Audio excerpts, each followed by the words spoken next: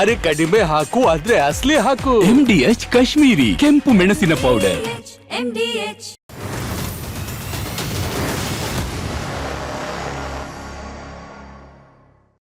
ಜಡ ಆಡಳಿತಕ್ಕೆ ಚಾಟಿ ಏಟು ಕಂಗಾಲಾದ ಶ್ರೀಸಾಮಾನ್ಯನ ಬೆಂಗಾವಲು. ವ್ಯವಸ್ಥೆಯ ಓರೆ ಕೋರೆಗೆ ಹಿಡಿದ ಕನ್ನಡಿ, ಸಮಸ್ಯೆಗಳ ವಿರುದ್ಧ ಎದ್ದ ಜನದನಿ. ಇದು ನಿಮ್ಮ ಧ್ವನಿ. ನಾನು ಶ್ರೀಪಾದ್ ಪಾಟೀಲ್. ವೀಕ್ಷಕರೇ, ಬರದ ಬೇಗೆಯಿಂದ ಬಸವಳಿದಂತಹ ಕರುನಾಡಿಗೆ ಮಳೆ ತರಿಸೋದಕ್ಕೆ ರಾಜ್ಯ ಸರ್ಕಾರ ಮೋಡ ಬಿತ್ತನೆಯ ಚಿಂತನೆಯನ್ನ ಮಾಡ್ತಾ ಇದೆ. ಈ ಮೋಡ ಬಿತ್ತನೆಯ ಅಗತ್ಯ ಈಗ ಇದೆಯಾ? ಮೋಡ ಬಿತ್ತನೆ ಮಾಡಿದರೆ ಅನುಕೂಲ ಆಗುತ್ತಾ? ಮೋಡ ಬಿತ್ತನೆ ಆಗಬೇಕಾ ಆಗಬಾರದ? ಇದರಿಂದ ಆಗುವಂತಹ ಪ್ರಯೋಜನ ಏನು? ಅನುಕೂಲ ಅನಾನುಕೂಲ ಏನು? ಈ ಕುರಿತು ನಿಮ್ಮ ಅನಿಸಿಕೆಗಳನ್ನು ನಮ್ಮ ದೂರವಾಣಿ ನಂಬರ್ಗೆ ಕರೆ ಮಾಡಿ ತಿಳಿಸಬಹುದಾಗಿದೆ. ನಮ್ಮ ಈ ಅಭಿಯಾನದ ಜೊತೆಗೆ ನೀವು ಕೂಡ ಭಾಗಿಯಾಗಿ. ರಾಜಕೀಯ ಸುದ್ದಿಗಳು ಕೂಡ ಸಾಕಷ್ಟಿದೆ, ಎಲ್ಲವನ್ನ ನೋಡ್ತಾ ಹೋಗೋಣ. ಈಗ ಮೊದಲಿಗೆ ಟಾಪ್ ಸ್ಟೋರೀಸ್. ವೀಕ್ಷಕರೇ, ಈಗ ಟಾಪ್ ಸ್ಟೋರೀಸ್ ಅನ್ನ ನೋಡ್ತಾ ಹೋಗೋಣ. ಮೊದಲನೇ ಟಾಪ್ ಸ್ಟೋರಿ ಏನಂತಂದ್ರೆ, ಟಾಪ್ ಸ್ಟೋರಿಯಲ್ಲಿ ಮುಖ್ಯವಾಗಿ DK ಶಿವಕುಮಾರ್ ಅವರು ವಿಚಾರ. DK ಶಿವಕುಮಾರ್ ಅವರನ್ನ ಗೌತಮ್ ಅದಾನಿ ಅವರು ಭೇಟಿಯಾಗಿದ್ದಾರೆ. ಸುರಂಗ ಮಾರ್ಗ ಯೋಜನೆಯ ಬಗ್ಗೆ ಚರ್ಚೆ. ಅದಾನಿ ಗ್ರೂಪ್ಗೆ ಈ ಟೆಂಡರ್ ಸಿಗುತ್ತಾ ಅನ್ನುವಂತಹ ಪ್ರಶ್ನೆ ಇದೆ. ಇವರಿಬ್ಬರ ಭೇಟಿ ಹಲವು ರೀತಿಯ ಚರ್ಚೆಗೆ ಕಾರಣ ಆಗ್ತಾ ಇದೆ. ಸುರಂಗ ಮಾರ್ಗ ಯೋಜನೆಗೆ ಅದಾನಿ ಎಂಟರ್ಪ್ರೈಸಸ್ ಬಿಡ್ ಮಾಡ್ತಾ ಇರೋದು, L1 ಬಿಡ್ದಾರರಾಗಿ ಆಯ್ಕೆಯಾಗಿರೋದು, ಭೂಮಿ ಮತ್ತು ಮಣ್ಣು ಪರೀಕ್ಷೆಯನ್ನು ಕೂಡ ಈಗಾಗಲೇ ಈ ಕಂಪನಿ ನಡೆಸಿದೆ. ಹಾಗಿದ್ರೆ ಅದಾನಿಗೆ ಬಹುತೇಕ ಈ ಗುತ್ತಿಗೆ ಸಿಗುತ್ತಾ? ಇದು ಒಂದು. ಇನ್ನೊಂದು ವರ್ಷನ್ ಏನಂತಂದ್ರೆ, ನಿಮಗೆಲ್ಲ ಗೊತ್ತಿದೆ ವೀಕ್ಷಕರೇ, ಗೌತಮ್ ಅದಾನಿಯ ಬಗ್ಗೆ ದೆಹಲಿಯಲ್ಲಿ ರಾಹುಲ್ ಗಾಂಧಿ ಏನ್ ಮಾಡ್ತಾರೆ ಹೇಳಿ? ಟೀಕೆ ಟೀಕೆ ಟೀಕೆ. ಮೋದಿಯವರ ಫ್ರೆಂಡ್ಸ್, ಮೋದಿಯವರ ಏಜೆಂಟರ್ಸ್, ಬಿಜೆಪಿ ಏಜೆಂಟ್ರುಗಳು ಅಂತ ಅದಾನಿ ಅಂಬಾನಿ ಅವರನ್ನ ಟೀಕೆ ಮಾಡುವಂತಹ ಕೆಲಸ ರಾಹುಲ್ ಗಾಂಧಿ ಅವರು ಪ್ರತಿನಿತ್ಯ ಪ್ರತಿ ಕ್ಷಣ ಮಾಡ್ತಾನೆ ಇರ್ತಾರೆ. ಆದ್ರೆ ಕರ್ನಾಟಕದಲ್ಲಿ ಮಾತ್ರ ಇದೇ ಕಾಂಗ್ರೆಸ್ ಅದಾನಿ ಅವರಿಗೆ ರೆಡ್ ಕಾರ್ಪೆಟ್, DK ಶಿವಕುಮಾರ್ ಅವ್ರನ್ನ ಭೇಟಿ ಆಗ್ತಾರೆ. ಅಲ್ಲಿ ರಾಹುಲ್ ಗಾಂಧಿ ಅವರು ಮಾತೆತ್ತಿದರೆ ಟೀಕೆ. ಕರ್ನಾಟಕದಲ್ಲಿ ಕಾಂಗ್ರೆಸ್ಗೆ ಓಕೆ. ಈ ಡಬಲ್ ಸ್ಟ್ಯಾಂಡ್ ಇದೆಯಲ್ಲ, ಈ ಇಬ್ಬಗೆಯ ನೀತಿ, ಇದರ ವಿರುದ್ಧ ಈಗ ಬಿಜೆಪಿ ಸಿಡಿದೆದ್ದಿದೆ. ಇದು ಯಾಕೆ ಅನ್ನುವಂತಹ ಪ್ರಶ್ನೆಯನ್ನ ಮಾಡ್ತಾ ಇದೆ. ಇದರ ಬಗ್ಗೆ ಹಲವು ರೀತಿಯ ಚರ್ಚೆಗಳು ಆಗ್ತಾ ಇದೆ. ಅದ್ರ ಬಗ್ಗೆ ನೋಡೋಣ. ಇನ್ನ ಗೌತಮ್ ಅದಾನಿ ಬಿಜೆಪಿ ಏಜೆಂಟ್ ಅಂತ ಕಾಂಗ್ರೆಸ್ಗೆ ಅಶೋಕ್ ಟಕ್ಕರ್ ಕೊಟ್ಟಿದ್ದಾರೆ. ಇವತ್ತಿನ ಭೇಟಿಗೆ ಹೈಕಮಾಂಡ್ ನಿಂದ ಒಪ್ಪಿಗೆ ಇತ್ತ ಹಾಗಿದ್ರೆ ರಾಹುಲ್ ಗಾಂಧಿ ಅವರನ್ನ ಕೇಳಿದ್ರ ನೀವು ಅದಾನಿ ಅವರನ್ನ ಭೇಟಿ ಆಗ್ತಾ ಇದೀವಿ ಅಂತ? ಈ ಎಲ್ಲ ವಿಪಕ್ಷಗಳ ಟೀಕೆಗೆ ಹರಿಪ್ರಸಾದ್ ಮೌನವಾಗಿದ್ದಾರೆ. ಇವನ್ DK ಶಿವಕುಮಾರ್ ಏನು ಮಾತಾಡಲಿಲ್ಲ. ಇವತ್ತು ಸೌಜನ್ಯಯುತ ಭೇಟಿ ಅಂತ ಹೇಳಿದ್ರು.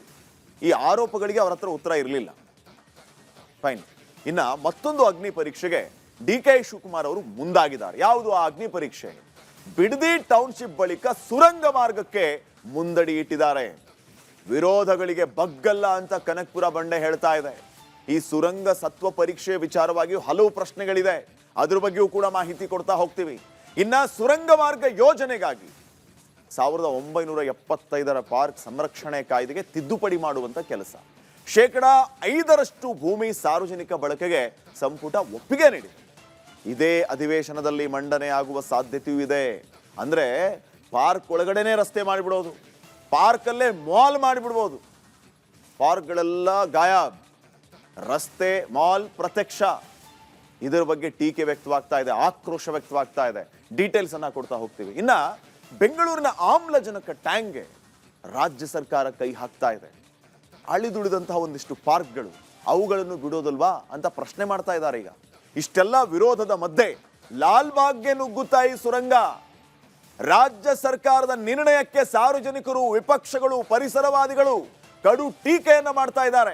ಈ ಹಿಂದೆಯೂ ಕೂಡ ಈಗಾಗಲೇ ಆಕ್ರೋಶವನ್ನ ವ್ಯಕ್ತಪಡಿಸಿದ್ದಿದೆ. ಇಷ್ಟಾಗಿಯೂ ಕೂಡ ಈ ಯೋಜನೆ ಯಾಕೆ ಬೇಕು ಅನ್ನುವಂಥ ಪ್ರಶ್ನೆಯನ್ನ ಮಾಡ್ತಾ ಇದ್ದಾರೆ. ಇದರ ಬಗ್ಗೆ ನೋಡೋಣ. ಇನ್ನ ರಾಜ್ಯದಲ್ಲಿ ಈ ನೈಸ್ ರಸ್ತೆ ಟೋಲ್ ಸಂಗ್ರಹ ಜೋರಾಗ್ತಾ ಇದೆ, ಸಮರ ಜೋರಾಗ್ತಾ ಇದೆ. ಕುಮಾರಸ್ವಾಮಿ ವಿರುದ್ಧ ಕಾಂಗ್ರೆಸ್ ನಾಯಕರು ಸಂಗ್ರಾಮವನ್ನೇ ಸಾರಿದ್ದಾರೆ. ದುಪ್ಪಟ್ಟು ಶುಲ್ಕಕ್ಕೆ ವಾಹನ ಸವಾರರು ಆಕ್ರೋಶವನ್ನ ವ್ಯಕ್ತಪಡಿಸ್ತಾ ಇದ್ದಾರೆ. ಅದ್ರ ಬಗ್ಗೆಯೂ ಕೂಡ ನೋಡೋಣ. ಇನ್ನು ನಾಳೆಯಿಂದ ಮತ್ತೆ ವಿಧಾನಮಂಡಲದ ಅಧಿವೇಶನ ಆರಂಭ ಆಗ್ತಾ ಇದೆ. ವಿಪಕ್ಷಗಳ ಗದ್ದಲದಿಂದಾಗಿ ಸೋಮವಾರ 11 ಗಂಟೆಗೆ ಮುಂದೂಡಲಾಗಿತ್ತು. ನಾಳೆ 11 ಗಂಟೆಗೆ ಮತ್ತೆ ಕಲಾಪ ಆರಂಭ ಆಗುತ್ತೆ. ನಾಗೇಂದ್ರ ರಾಜೀನಾಮೆಗಾಗಿ ದೋಸ್ತಿಗಳು ವಿಧಾನಸೌಧ ಮುತ್ತಿಗೆ ಹಾಕುವುದು, ವಿಪಕ್ಷಗಳ ವಿರುದ್ಧ ಬರ ಬಗ್ಗೆಯ ಬಾಣ ಬಿಡೋದಕ್ಕೆ ಈ ಕಡೆ ಕಾಂಗ್ರೆಸ್ನವರು ಸಜ್ಜಾಗಿದ್ದಾರೆ. ನಾಳೆ ಏನೇನು ಆಗುತ್ತೆ, ಒಂದ್ ಕಡೆ ರಾಜೀನಾಮೆ, ಮತ್ತೊಂದು ಕಡೆ ಬರದ ಚರ್ಚೆ, ಎರಡೂ ಅಸ್ತ್ರಗಳು ರೆಡಿ ಆಗಿದೆ. ಬಿಜೆಪಿಯವರಿಂದ ರಾಜೀನಾಮೆ ಅಸ್ತ್ರ ಪ್ರಯೋಗ ಆದ್ರೆ ನಿಮಗೆ ರಾಜ್ಯದ ಜನರ ಬಗ್ಗೆ ಕಾಳಜಿನೇ ಇಲ್ಲ, ರಾಜೀನಾಮೆ ಅಂತ ಕೂತು ಬಿಟ್ಟಿದ್ದೀರಿ, ಬರದ ಬಗ್ಗೆ ಚರ್ಚೆ ಮಾಡಿ ಅಂತ ಆಡಳಿತ ಪಕ್ಷದವರು ಪ್ರತ್ಯಾಸ್ತ್ರವನ್ನ ರೆಡಿ ಮಾಡ್ಕೊಂಡಿದ್ದಾರೆ. ಏನೇನು ಆಗ್ಬಹುದು, ನಾಳೆ ಯಾವ ರೀತಿ ಸಿದ್ಧತೆ ಆಗ್ತಾ ಇದೆ ಅನ್ನೋದರ ಮಾಹಿತಿಯನ್ನ ಕೊಡ್ತೀವಿ. ಇನ್ನ ಭೀಕರ ಬರದ ಹೊಡೆತಕ್ಕೆ ಅನ್ನದಾತರು ಈಗಾಗಲೇ ತತ್ತರಿಸಿ ಹೋಗಿದ್ದಾರೆ. ಇದರ ಮಧ್ಯೆ ಮೋಡ ಬಿತ್ತನೆಗೆ ರಾಜ್ಯ ಸರ್ಕಾರ ಮುಂದಾಗಿದೆ. ಮೋಡ ಬಿತ್ತನೆ ಮಾಡ್ತೀವಿ ಅಂತ ಹೇಳ್ತಿದ್ದಾರೆ. ಈಗ ಬರಗಾಲ ಘೋಷಣೆಗೆ ಅನ್ನದಾತರು ಕಾದು ಕುಳಿತಿದ್ದಾರೆ, ಒತ್ತಡ ಹಾಕ್ತಾ ಇದ್ದಾರೆ. ಈ ಮಧ್ಯೆ ಮೋಡ ಬಿತ್ತನೆ ಮಾಡ್ತೀವಿ ಅಂತ ಸರ್ಕಾರದವರು ಹೇಳ್ತಾ ಇದ್ದಾರೆ. ಮೋಡ ಬಿತ್ತನೆ ಮಾಡಿದರೆ ಅನುಕೂಲ ಆಗುತ್ತಾ? ಮೋಡ ಬಿತ್ತನೆ ಮಾಡೋದಕ್ಕೆ ಇದು ಸಕಾಲವಾ? ಮಾಡಬೇಕಾಗಿದ್ರೆ ಯಾವಾಗ ಮಾಡಬೇಕಾಗಿತ್ತು ಇವರು? ಈ ಎಲ್ಲ ವಿಚಾರಗಳ ಬಗ್ಗೆ ಡೀಟೇಲ್ಸ್ ಅನ್ನ ಕೊಡ್ತಾ ಹೋಗ್ತೀವಿ. ಈಗ ಮೊದಲ ಸ್ಟೋರಿಯನ್ನು ನೋಡೋಣ ವೀಕ್ಷಕರೇ. ನೋಡಿ, ಡಬಲ್ ಸ್ಟ್ಯಾಂಡರ್ಡ್ ನೀತಿಗಳಿಂದ ಸದಾ ಅಪಹಾಸ್ಯಕ್ಕೆ ಒಳಗಾಗುವಂತಹ ಕಾಂಗ್ರೆಸ್ ಇವತ್ತು ಅಂಥದ್ದೇ ಕಾರಣಕ್ಕೆ ಮತ್ತೆ ವಿರೋಧಿಗಳ ಬಾಯಿಗೆ ಆಹಾರ ಆಗಿದ್ದಾರೆ. ದೆಹಲಿಯಲ್ಲಿ ನಿಂತ್ಕೊಂಡು ಅದಾನಿ ಅಂಬಾನಿ ಅವರ ವಿಚಾರ ಬಂದಾಗ ರಾಹುಲ್ ಗಾಂಧಿ ಪ್ರತಿ ಕ್ಷಣವೂ ಕೂಡ ಅಬ್ಬರಿಸ್ತಾ ಇದ್ರು. ನಿಮಗೆಲ್ಲ ಗೊತ್ತಿದೆ, ಪ್ರತಿ ಕಾರ್ಯಕ್ರಮಗಳಲ್ಲೂ ರೀಸೆಂಟ್ಲಿ ಛಾತ್ರೋಂ ಕಿ ಗೂಂಜ್ ಅನ್ನುವಂತಹ ಒಂದು ಕಾರ್ಯಕ್ರಮದಲ್ಲೂ ಕೂಡ ಅದೇ ಅದಾನಿಯನ್ನ, ಅದೇ ಅಂಬಾನಿಯನ್ನ ಟೀಕಿಸಿದ್ದು ಇದೇ ರಾಹುಲ್ ಗಾಂಧಿ, ಕಾಂಗ್ರೆಸ್ನ ಅಧಿನಾಯಕ ರಾಹುಲ್ ಗಾಂಧಿ. ಆದರೆ ಕರ್ನಾಟಕದಲ್ಲಿ ಅದೇ ಅದಾನಿಗೆ ಡಿ.ಕೆ. ಶಿವಕುಮಾರ್ ಅವರು ರತ್ನಗಂಬಳಿಯನ್ನ ಹಾಸ್ತಾ ಇದ್ದಾರೆ. ಇಷ್ಟು ದಿನ ಕಾಂಗ್ರೆಸ್ ಮೋದಿ ಮತ್ತು ಬಿಜೆಪಿಯನ್ನ ಯಾವ ಕಾರಣದಿಂದ ಟೀಕಿಸ್ತಾ ಇದ್ರು, ಕರ್ನಾಟಕದಲ್ಲಿ ಈ ಪರಿಸ್ಥಿತಿ ಬದಲಾಗಿದೆ. ಈಗ ಅಲ್ಲಿ ಟೀಕೆ, ಇಲ್ಲಿ ಓಕೆ. ರಾಜ್ಯ ಬಿಜೆಪಿ ನಾಯಕರು ಈ ಡಬಲ್ ಸ್ಟ್ಯಾಂಡ್ ಅನ್ನ ಪ್ರಶ್ನೆ ಮಾಡ್ತಾ ಇದ್ದಾರೆ. ಕಾಂಗ್ರೆಸ್ ಸರ್ಕಾರದ ವಿರುದ್ಧ ಮುಗಿ ಬೀಳುವುದಕ್ಕೆ ಮುಂದಾಗಿದ್ದಾರೆ. ಅದಾನಿಯನ್ನ ಅಂಬಾನಿಯನ್ನ ನೀವು ಟೀಕಿಸ್ತೀರಲ್ಲ, ಇಲ್ಲಿ ಯಾಕೆ ರೆಡ್ ಕಾರ್ಪೆಟ್ ಹಾಸ್ತಾ ಇದ್ದೀರಿ? ಈ ನೀತಿ ಯಾಕೆ?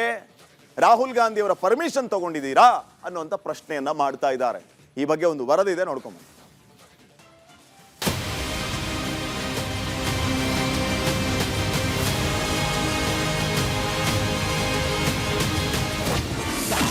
ದೆಹಲಿಯಲ್ಲಿ ಗೌತಮ್ ಅದಾನಿ ವಿರುದ್ಧ ರಾಗ ನಿಗಿನಿಗಿ. ಕರ್ನಾಟಕದಲ್ಲಿ ಸರ್ಕಾರದಿಂದ ಅದಾನಿಗೆ ರತ್ನಗಂಬಳಿ. ಕಾಂಗ್ರೆಸ್ ಇಬ್ಬಗೆ ನೀತಿ ವಿರುದ್ಧ ಕೆರಳಿದ ಕಮಲಪಾಳೆಯ. ಭಾರತದಲ್ಲಿ 60ಕ್ಕೂ ಹೆಚ್ಚು ವರ್ಷ ಆಡಳಿತ ಮಾಡಿರೋ ದಿ ಗ್ರ್ಯಾಂಡ್ ಓಲ್ಡ್ ಪಾರ್ಟಿ ಅಂದ್ರೆ ಅದು ಕಾಂಗ್ರೆಸ್. ನೆಹರುನಿಂದ ಇಂದಿನ ರಾಹುಲ್ ಗಾಂಧಿವರೆಗೂ ಕಾಂಗ್ರೆಸ್ನ ಇಬ್ಬಗೆ ನೀತಿಗಳು ವಿರೋಧಿಗಳ ಬಾಯಿಗೆ ಆಹಾರವಾಗ್ತಾನೆ ಇದೆ. ಕಾಂಗ್ರೆಸ್ನ ಈ ಪರಿಸ್ಥಿತಿ ನೋಡಿದ್ರೆ ಮುಂದೆಯೂ ಇದು ತಪ್ಪೋದಿಲ್ಲ ಅನ್ಸುತ್ತೆ. ಅದಕ್ಕೆ ಫ್ರೆಶ್ ಎಕ್ಸಾಂಪಲ್ ಅಂದ್ರೆ ಗೌತಮ್ ಅದಾನಿ ವಿಚಾರ. ಅಷ್ಟಕ್ಕೂ ಅಸಲಿ ವಿಚಾರಕ್ಕೆ ಬರೋಕು ಮುನ್ನ ಗೌತಮ್ ಅದಾನಿ ವಿರುದ್ಧದ ರಾಹುಲ್ ಗಾಂಧಿ ರೋಷಾಗ್ನಿ ನೋಡ್ಕೊಂಡು ಬರೋಣ.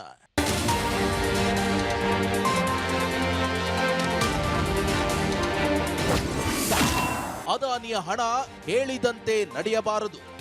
Should own airports, should own ports, should own companies, should run cement companies.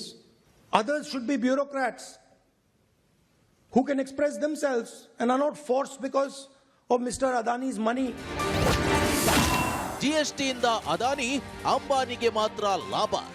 यहाँ पे एक व्यक्ति जिसको जीएसटी से फायदा हुआ हो, मुझे दिखा दो कौन है ये?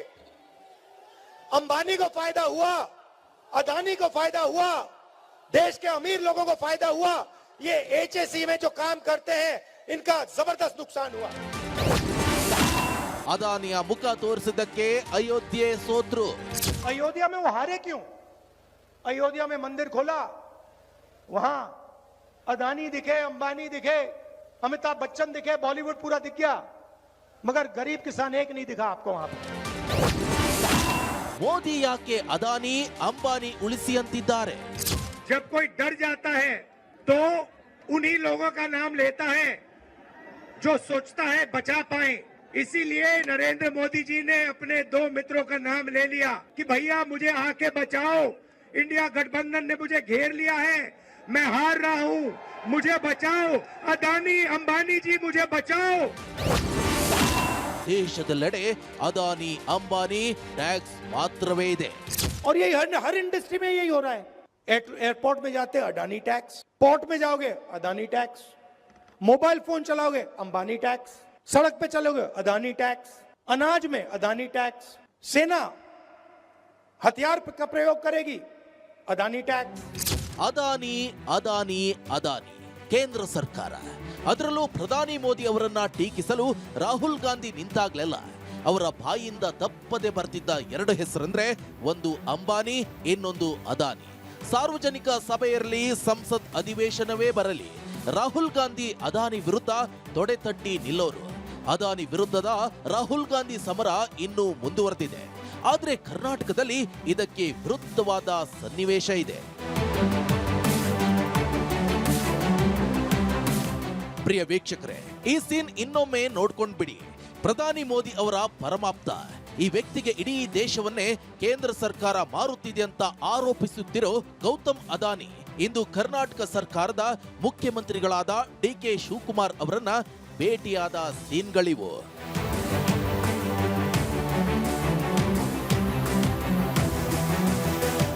ಹೌದು, ಸಿಎಂ ಡಿಕೆ ಶಿವಕುಮಾರ್ ಅವರ ಮತ್ತೊಂದು ಕನಸಿನ ಕೂಸು ಅಂದ್ರೆ ಅದು ಟನಲ್ ರೋಡ್. ಬೆಂಗಳೂರಿನ ಹೆಬ್ಬಾಳದಿಂದ ಸಿಲ್ಕ್ ಬೋರ್ಡ್ ವರೆಗೆ ಸುಮಾರು 17 ಕಿಲೋಮೀಟರ್ ಉದ್ದದ ಅವಳಿ ಸುರಂಗ ರಸ್ತೆ ಮಾರ್ಗವನ್ನ ಪಿಪಿಪಿ ಮಾಡೆಲ್ನಲ್ಲಿ ನಿರ್ಮಾಣ ಮಾಡಲು ಗೌತಮ್ ಅದಾನಿ ಗ್ರೂಪ್ ಟೆಂಡರ್ ಹಾಕಿದ್ದು. ಈ ಕುರಿತು ಚರ್ಚೆ ಮಾಡಲು ಸ್ವತಃ ಅದಾನಿಯೇ ಇಂದು ಡಿಕೆ ಶಿವಕುಮಾರ್ ಮನೆಗೆ ಬಂದಿದ್ರು. ಡಿಕೆಶಿ ಅದಾನಿ ಭೇಟಿಗೆ ಅನುಮತಿ ಕೊಡ್ತಾ high command. Yes, CM DK Shivakumar ಅವರನ್ನ ಅದಾನಿ ಭೇಟಿ ಮಾಡಿ ಹೋಗ್ತಿದ್ದಂತೆ ರಾಜಕೀಯ ವಲಯದಲ್ಲಿ ಕಾವೇರಿತ್ತು. ಅದಾನಿ ಬಿಜೆಪಿ ಏಜೆಂಟ್ ಅಂತ ರಾಹುಲ್ ಗಾಂಧಿ ಟೀಕಿಸ್ತಾರೆ. ಆದ್ರೆ ಕರ್ನಾಟಕದಲ್ಲಿ ಅದಾನಿಗೆ ರೆಡ್ ಕಾರ್ಪೆಟ್ ಹಾಕಿದ್ದು ಈ ಭೇಟಿಗೆ ಹೈಕಮಾಂಡ್ ಅನುಮತಿ ಕೊಟ್ಟಿತ್ತ. ಇದು ಡಬಲ್ ಸ್ಟ್ಯಾಂಡ್ ಅಲ್ವಾ ಅಂತ ಆರ್ ಅಶೋಕ್ ಪ್ರಶ್ನೆ ಎಸೆದಿದ್ದಾರೆ. ಗೌರವಾನ್ವಿತ ರಾಹುಲ್ ಗಾಂಧಿಯವರು ಅದಾನಿ ಬಿಜೆಪಿ ಏಜೆಂಟ್ ಅಂತೆ. ಅದಾನಿ ಬಿಜೆಪಿಯ ಏಜೆಂಟ್ 100 ಸರಿ ಹೇಳ್ಬಿಟ್ಟವ್ರೆ. ಮತ್ತು ಎಲ್ಲ ಅವ್ರ ಪಾರ್ಟಿಯವ್ರಿಗೂ ಎಲ್ಲ ಮೀಟಿಂಗಲ್ಲೂ ಹೇಳಿದ್ದಾರೆ ಅದಾನಿ ಬಿಜೆಪಿಯ ಏಜೆಂಟ್ ಅಂತ. ಈ ಕರ್ನಾಟಕ ಸರ್ಕಾರ ಅದಾನಿಯವರಿಗೆ ರೆಡ್ ಕಾರ್ಪೆಟ್ ಹಾಕಿದೆಯಲ್ಲ, ಈಗ ಇವತ್ತು ಭೇಟಿನೂ ಕೂಡ ನಡೀತಾ ಇದೆ. ರಾಹುಲ್ ಗಾಂಧಿ ಪರ್ಮಿಷನ್ ಕೊಟ್ರಾ? ರಾಹುಲ್ ಗಾಂಧಿ ಪರ್ಮಿಷನ್ ತಗೊಂಡಿದ್ದೀರಾ? ಸೋನಿಯಾ ಗಾಂಧಿ ಪರ್ಮಿಷನ್ ತಗೊಂಡಿದ್ದೀರಾ? ಅವ್ರದ್ದೇನ ಅನುಮತಿ ತಗೊಂಡಿದ್ದೀರಾ? ಅಲ್ಲಿ ಮಾತ್ರ ಡೆಲ್ಲಿಯಲ್ಲಿ ಅದಾನಿ ವಿರುದ್ಧ, ಕರ್ನಾಟಕ ಕಾಂಗ್ರೆಸ್ ಅದಾನಿ ಪರ. ಇದು ಡಬಲ್ ಸ್ಟ್ಯಾಂಡರ್ಡ್ ಅಲ್ವಾ ನಿಮ್ದು? ಇನ್ನು ಗೌತಮ್ ಅದಾನಿ ಭೇಟಿ ವಿಚಾರಕ್ಕೆ ಪ್ರತಿಕ್ರಿಯೆ ನೀಡಿದ ಸಿಎಂ ಡಿಕೆ ಶಿವಕುಮಾರ್, ಇದೊಂದು ಸೌಜನ್ಯದ ಭೇಟಿ, ಅವರು ಬಂದ್ರು, ನನ್ನ ಭೇಟಿಯಾಗಿ ಹೋದ್ರು ಅನ್ನೋ ಸಮರ್ಥನೆ ನೀಡಿದ್ದಾರೆ. ಅವರು after the first time after I became ನಾನು ಚೀಫ್ ಮಿನಿಸ್ಟರ್ ಆದ್ಮೇಲೆ ಮೊದಲನೇ ಬಾರಿಗೆ ಅವ್ರಿಗೆ ಬಂದು ಇಲ್ಲಿ ಭೇಟಿ ಮಾಡಬೇಕು. ಇಲ್ಲಿ ಬೇಕಾದಷ್ಟು ಅವರೆಲ್ಲ ವೃತ್ತಿ ಮಾಡ್ತಾ ಇದ್ದಾರೆ. ಸೌಜನ್ಯಕ್ಕೆ ಅವ್ರು ಬಂದಿದ್ರು, ಭೇಟಿ ಮಾಡಿದ್ರೆ ಹೋಗಿದ್ದಾರೆ.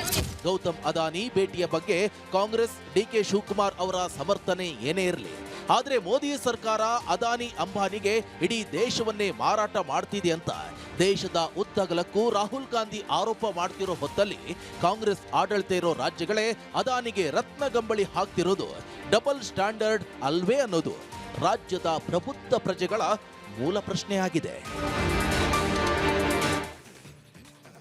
ನೋಡಿ, ರಾಹುಲ್ ಗಾಂಧಿ ಹೋದಲ್ಲಿ ಬಂದಲ್ಲಿ ಹೇಳುವಂತಹ ಮಾತೇನು ಅಂತಂದ್ರೆ ಅದಾನಿ ಅಂಬಾನಿ ಬಿಜೆಪಿಯ ಏಜೆಂಟರ್ಸ್ ಅಂತ ಹೇಳಿ.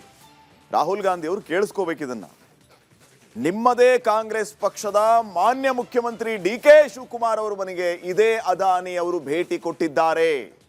ಈಗೇನು ಹೇಳ್ತೀರಿ? ರಾಜ್ಯದ ಪ್ರಬುದ್ಧ ಪ್ರಜೆ ಮತ್ತು ಬಿಜೆಪಿ ಅವರ ಪ್ರಶ್ನೆ ಏನು ಅಂತಂದ್ರೆ ಈ ಡಬಲ್ ಸ್ಟ್ಯಾಂಡರ್ಡ್ ಯಾಕೆ ಅಂತ ಹೇಳಿ. ಅದಾನಿ ಅಂಬಾನಿ ವಿಚಾರದಲ್ಲೂ ಕೂಡ ಕಾಂಗ್ರೆಸ್ನವರದ್ದು ಡಬಲ್ ಸ್ಟ್ಯಾಂಡರ್ಡ್. ರಾಹುಲ್ ಗಾಂಧಿ ಅವರು ಮಾತೆತ್ತಿದ್ರೆ ಅದಾನಿ ಇವರ ಹಿತಾಸಕ್ತಿಗೆ ದೇಶದ ಆರ್ಥಿಕ ಭದ್ರತೆಯನ್ನ ಬಲಿ ಕೊಡುವಂತಹ ಕೆಲಸ ಆಗ್ತಾ ಇದೆ. ನಮ್ಮ ಎಕನಾಮಿಕ್ ಸ್ಟೇಟಸ್ ಬಗ್ಗೆ ಕೇಂದ್ರಕ್ಕೆ ಕಿಂಚಿತ್ತೂ ಕಾಳಜಿ ಇಲ್ಲ. ರಾಜ್ಯದಲ್ಲಿ ಡಿ ಕೆ ಶಿವಕುಮಾರ್ ಅವ್ರ ಮನೆಗೆ ಇದೇ ಅದಾನಿ ಬರ್ಬೋದಾ ರಾಹುಲ್ ಗಾಂಧಿ ಅವರೇ? ಈ ಡಬಲ್ ಸ್ಟ್ಯಾಂಡರ್ಡ್ಗೆ ಯಾವ ಉತ್ತರ ಇಲ್ವಾ ನಿಮ್ಮ ಹತ್ರ? ಹರಿಪ್ರಸಾದ್ ಮೌನ, ಡಿ ಕೆ ಶಿವಕುಮಾರ್ ಮೌನ. ನೋಡಿ, ಕೇಂದ್ರದಲ್ಲಿ ಯಾವುದಾದ್ರೂ ಟೆಂಡರ್ ಅದಾನಿಯ ಪಾಲಾದರೆ ಅಂಬಾನಿಯ ಪಾಲಾದ್ರೆ ಅದು ಲಾಬಿ ಅಂತೆ.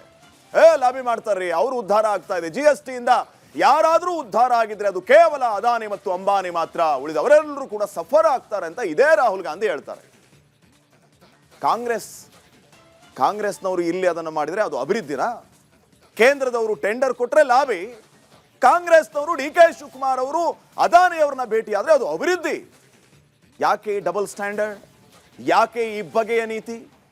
ಕೇಂದ್ರ ಸರ್ಕಾರಕ್ಕೊಂದು ಕಾಂಗ್ರೆಸ್ಗೆ ಪ್ರತ್ಯೇಕ ನೀತಿ ಇದೆಯಾ? ನೀವು ಆಳುವಂತಹ ರಾಜ್ಯಗಳಲ್ಲಿ ಅದಾನಿ ಅವರು ಬಂದರೆ ವೆಲ್ಕಮ್, ಅದು ಬೇರೆ ರೀತಿಯ ನೀತಿಯಾ? ಅಲ್ಲಿ ಕೇಂದ್ರದಲ್ಲಿ ಮೋದಿ ಸರ್ಕಾರ ಈ ಅದಾನಿ ಅಂಬಾನಿಗೆ ಯಾವುದೇ ರೀತಿಯ ಅಭಿವೃದ್ಧಿಯ ವಿಚಾರವಾಗಿ ಟೆಂಡರ್ಗಳನ್ನು ಕೊಟ್ಟರೆ ಅದು ಲಾಭಿಯಾ? ಯಾಕೆ ಈ double standard?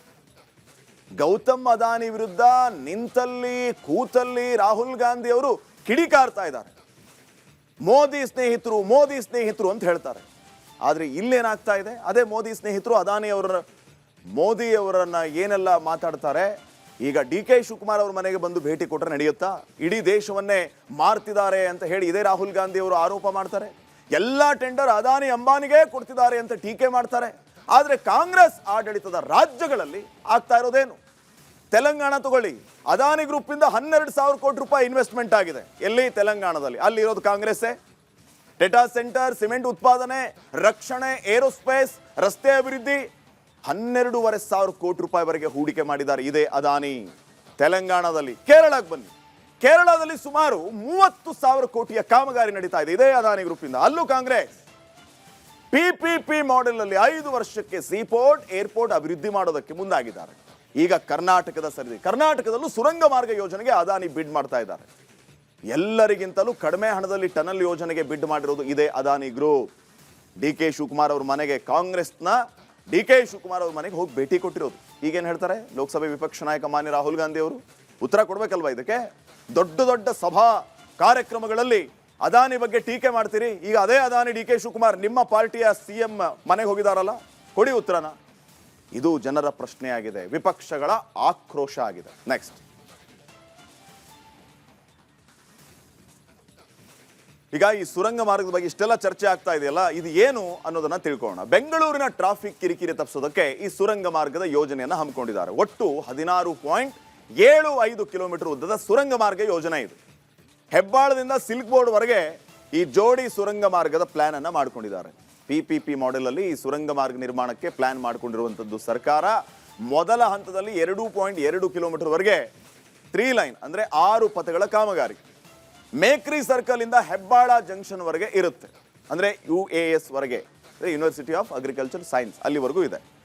June 28, 2026 D K Shivakumar ಅವರು ಮುಖ್ಯಮಂತ್ರಿ ಆದ ಮೇಲೆ ಹೆಬ್ಬಾಳಕ್ಕೆ ಹೋಗಿ ಭೂಮಿ ಪೂಜೆ ಮಾಡ್ತಾರೆ. ಇನ್ನ ಮೊದಲ ಹಂತದಲ್ಲಿ 2.2 ಕಿಲೋಮೀಟರ್ ವರೆಗೆ ಈ 6 ಪಥದ ಕಾಮಗಾರಿಯನ್ನ ನಡೆಸ್ತಾರೆ. ಇದಕ್ಕೆ ಬರೋಬ್ಬರಿ 1,196 ಕೋಟಿ ವೆಚ್ಚ ಆಗುತ್ತೆ. ಇನ್ನ 18 ತಿಂಗಳಲ್ಲಿ ಕಾಮಗಾರಿ ಮುಗಿಸೋದಕ್ಕೆ ತೀರ್ಮಾನ ಮಾಡಿದ್ದಾರೆ. 2.2 ಕಿಲೋಮೀಟರ್ ಸುರಂಗ ಮಾರ್ಗ ಯೋಜನೆಗೆ ಯಾವುದೇ ರೀತಿಯ ಟೋಲ್ ಇರಲ್ಲ ಅನ್ನುವಂತಹ ನಿರ್ಧಾರವನ್ನ ಈಗ ಸರ್ಕಾರ ಮಾಡಿಕೊಂಡಿದೆ. 2.2 ಕಿಲೋಮೀಟರ್ ಸುರಂಗ ಮಾರ್ಗ ನಿರ್ಮಾಣ ಮಾಡೋದಕ್ಕೆ BDA ಮುಂದಾಗಿರೋದು. BDA ನಿರ್ಮಾಣವಾದ ಕಾರಣ ಟೋಲ್ ಇಲ್ಲ ಅಂತ CM ಹೇಳ್ತಾ ಇದ್ದಾರೆ. ಸೊ ಮುಂದೆ ಏನು? ಈಗ ಅದಾನಿ ಕೈಗೆ ಟನಲ್. ಹೆಬ್ಬಾಳದಿಂದ ಸಿಲ್ಕ್ ಬೋರ್ಡ್ ವರೆಗೆ ಸುರಂಗ ರಸ್ತೆ ನಿರ್ಮಾಣಕ್ಕೆ ಈಗ ಮುಂದಾಗಿರೋದು. ಈ ಯೋಜನೆಗೆ ಅದಾನಿ ಎಂಟರ್ಪ್ರೈಸಸ್ ನಿಂದ ಬಿಡ್ ಆಗಿದೆ. ಅತಿ ಕಡಿಮೆ ಬಿಡ್ದಾರರಾಗಿ L1 ಅದಾನಿ ಗ್ರೂಪ್ ಆಯ್ಕೆಯಾಗಿದೆ. ಅದಾನಿ ಗ್ರೂಪ್ ಇಂದ 22,267 ಕೋಟಿ ರೂಪಾಯಿ ಮೊತ್ತಕ್ಕೆ ಬಿಡ್ ಸಲ್ಲಿಸಲಾಗಿದೆ. ಯೋಜನೆಗೆ ಸರ್ಕಾರದ ಅಂದಾಜು ಮೊತ್ತ ಎಷ್ಟು ಅಂತಂದ್ರೆ 17,698 ಕೋಟಿ. ಆದರೆ ಯೋಜನೆ ಟೆಂಡರ್ ಇನ್ನೂ ಕೂಡ ಅಧಿಕೃತವಾಗಿ ಅಂತಿಮಗೊಂಡಿಲ್ಲ. ಅದಾನಿಗೆ ಇನ್ನೂ ಕೂಡ ಗುತ್ತಿಗೆಯನ್ನು ಅಧಿಕೃತವಾಗಿ ಹಸ್ತಾಂತರಿಸಲಾಗಿಲ್ಲ. ಸುರಂಗ ಮಾರ್ಗದ ಸರ್ವೆ ಕಾರ್ಯವನ್ನ ಈಗಾಗಲೇ ಅದಾನಿ ಸಂಸ್ಥೆಯವರು ಮಾಡಿ ಮುಗಿಸಿದ್ದಾರೆ. ಹೆಂಗೆ ಅಂತಂದ್ರೆ ಪ್ರಾಥಮಿಕವಾಗಿ ಭೂಮಿ ಮತ್ತು ಮಣ್ಣು ಪರೀಕ್ಷೆನ ಅವರು ನಡೆಸಿದ್ದಾರೆ. ಬಹುತೇಕ ಅವರಿಗೆ ಈ ಕ್ಯಾಬಿನೆಟ್ನಲ್ಲಿ ಟೆಂಡರ್ ಇವ್ರಿಗೆ ಫೈನಲ್ ಆಗುವಂತಹ ಸಾಧ್ಯತೆಯನ್ನ ತಳ್ಳಿ ಹಾಕುವಂತಿಲ್ಲ. 99% ಇವ್ರಿಗೆ ಆಗುತ್ತೆ ಅನ್ನುವಂಥ ಮಾತಿದೆ. ಇವತ್ತು ಭೇಟಿಯಾಗಿರೋದು ಇದಕ್ಕೆಲ್ಲ ಪುಷ್ಟಿಯನ್ನ ಕೊಡ್ತಾ ಇದೆ. ನೋಡೋಣ, ಈ ರೀತಿ ಡಬಲ್ ಸ್ಟ್ಯಾಂಡ್ ಬಗ್ಗೆ ಚರ್ಚೆ ಆಗ್ತಾ ಇದೆ. ಸುರಂಗ ಮಾರ್ಗದ ಉದ್ದೇಶ ಮತ್ತು ಯೋಜನೆ ಏನು ಅಂತ ಮುಂದೆ ಏನಾಗುತ್ತೆ ಅನ್ನೋದನ್ನ ಕಾದು ನೋಡೋಣ. ನೆಕ್ಸ್ಟ್, ಇನ್ನ ವೀಕ್ಷಕರೇ, ಸವಾಲುಗಳ ಮೇಲೆ ಸವಾಲುಗಳು ಮತ್ತು ಅನೇಕ ರೀತಿಯ ಸವಾಲುಗಳನ್ನು ಗೆದ್ದು ನಾನು ಕನಕಪುರ ಬಂಡೆ ಅಂತಿರೋ ಸಿಎಂ DKಶಿ ಈಗ ಮತ್ತೊಂದು ಮಹಾಸಾಹಸಕ್ಕೆ ಕೈ ಹಾಕಿದ್ದಾರೆ. ಮೊದಲೇ ಟೌನ್ಶಿಪ್ ಯೋಜನೆ ವಿರೋಧಿ ಬಿಡದಿ ರೈತರು ರಾಜ್ಯ ಸರ್ಕಾರದ ವಿರುದ್ಧ ಸಂಗ್ರಾಮವನ್ನೇ ಸಾರಿಯಾಗಿದೆ. ಈಗ DK ಸರ್ಕಾರ ಸುರಂಗ ಮಾರ್ಗಕ್ಕಾಗಿ ಬೆಂಗಳೂರಿನ ಆಮ್ಲಜನಕ ಟ್ಯಾಂಕ್ಗೆ ಕೈ ಹಾಕೋದಕ್ಕೆ ಮುಂದಾಗಿದ್ದಾರೆ. ಸಿಲಿಕಾನ್ ಸಿಟಿ ಜನರ ಭಾರಿ ವಿರೋಧಕ್ಕೆ ಈ ವಿಚಾರಗಳು ಕಾರಣ ಆಗಿದೆ. ಈ ಬಗ್ಗೆ ಒಂದು ವರದಿದೆ, ನೋಡ್ಕೊಂಬ.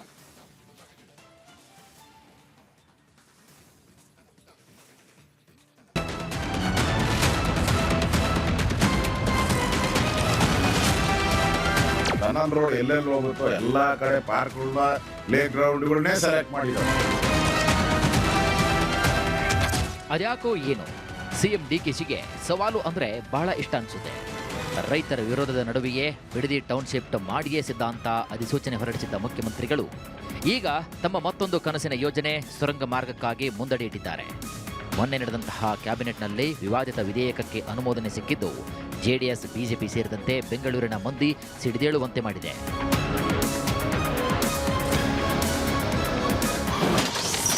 ಬೆಂಗಳೂರಿನ ಆಮ್ಲಜನಕ ಟ್ಯಾಂಕ್ಗೆ ಕೈ ಹಾಕ್ತಾ ಸರ್ಕಾರ. ವಿರೋಧದ ಮಧ್ಯೆ ಲಾಲ್ಬಾಗ್ಗೆ ನುಗ್ಗುತ್ತಾ ಸುರಂಗ. ಎಸ್, ಬೆಂಗಳೂರು ಸಿಲಿಕಾನ್ ವ್ಯಾಲಿ ಆಗೋದಕ್ಕೂ ಮುನ್ನ ಗಾರ್ಡನ್ ಸಿಟಿ, ಹಸಿರು ನಗರ ಅನ್ನೋ ಬಿರುದನ್ನ ಹೊಂದಿದ್ದ ಮಹಾನಗರ. ದೇಶ ಮಾತ್ರವಲ್ಲ, ವಿದೇಶಿಗರ ಹಾಟ್ಸ್ಪಾಟ್ ಬೆಂಗಳೂರು ನಗರಕ್ಕೆ ಆಮ್ಲಜನಕ ಒದಗಿಸುತ್ತಿರುವಂತಹ ಟ್ಯಾಂಕ್ಗಳಂದ್ರೆ ಅದು ನಮ್ಮ ಲಾಲ್ಬಾಗ್ ಮತ್ತು ಕಬ್ಬನ್ ಪಾರ್ಕ್. ಆದರೆ ಸಿಎಂ DK ಶಿವಕುಮಾರ್ ಅವರ ಕನಸಿನ ಯೋಜನೆ ಸುರಂಗ ಮಾರ್ಗದಿಂದಾಗಿ ಈ ಪಾರ್ಕ್ಗಳಿಗೂ ಇದೀಗ ಸಂಚುಕಾರ ಶುರುವಾಗಿದೆ. ನಿಜ, ಇಂದು ಉದ್ಯಮಿ ಗೌತಮ್ ಅದಾನಿ ಸಿಎಂ DK ಶಿವಕುಮಾರ್ ಅವರನ್ನ ಭೇಟಿ ಮಾಡಿದರು.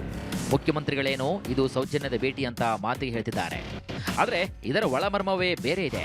ಮೊನ್ನೆ ನಡೆದ ಕ್ಯಾಬಿನೆಟ್ ಸಭೆಯಲ್ಲಿ 1975ರ ಪಾರ್ಕ್ಗಳ ಸಂರಕ್ಷಣೆ ಕಾಯ್ದೆಗೆ ತಿದ್ದುಪಡಿಯನ್ನು ತರಲು ಅನುಮೋದನೆ ನೀಡಲಾಗಿದೆ.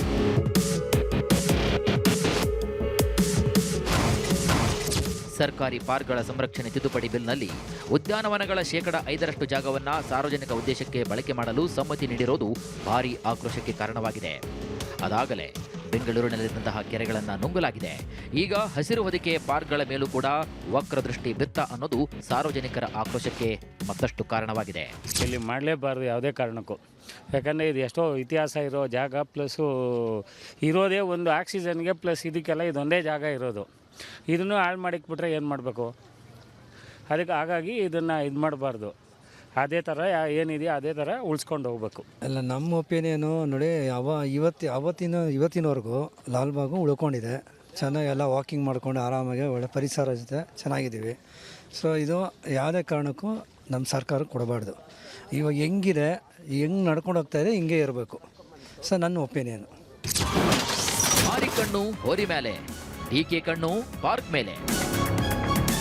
ನೋಡಿ, ಪಾರ್ಕ್ಗಳ 5% ಜಾಗವನ್ನು ಸಾರ್ವಜನಿಕ ಬಳಕೆಗೆ ಪಡೆಯುವ ಸರ್ಕಾರ ನಿರ್ಣಯಕ್ಕೆ ಬಿಜೆಪಿ ಕೆಂಡಾಮಂಡಲವಾಗಿದೆ. ಸಂಸದ ತೇಜಸ್ವಿ ಸೂರ್ಯ ಸೇರಿದಂತೆ ಕಮಲ ನಾಯಕರು ರಾಜ್ಯ ಸರ್ಕಾರವನ್ನ ತರಾಟೆಗೆ ತೆಗೆದುಕೊಂಡಿದ್ದು, ಟನಲ್ ರಸ್ತೆಗಾಗಿ ಕಳ್ಳ ಹಾದಿ ಹಿಡಿಬೇಡಿ, ದಯವಿಟ್ಟು ಪ್ರಾಣವಾಯು ಕಟ್ ಮಾಡಬೇಡಿ ಅಂತ ಕಿಡಿಕಾರಿದ್ದಾರೆ.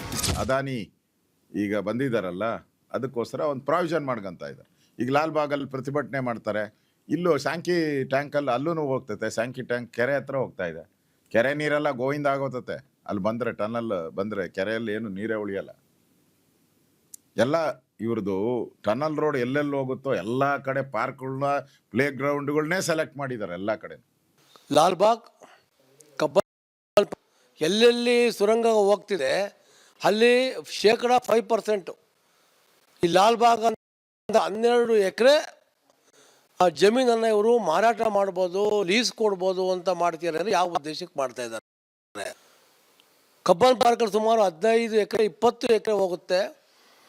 ಎಲ್ಲೊಂದು ಕಡೆ ಕಮರ್ಷಿಯಲ್ ಕಾಂಪ್ಲೆಕ್ಸ್ ಮಾಡುವಂಥದ್ದು, ಮಾಲ್ಗಳು ಮಾಡುವಂಥದ್ದಲ್ಲಿ ಜನ ಸುರಂಗದಲ್ಲಿ ಹೋದಾಗ ಹೋಟೆಲ್ಗಳು ಮಾಡುವಂಥ ಕೆಲಸವನ್ನು ಇವತ್ತು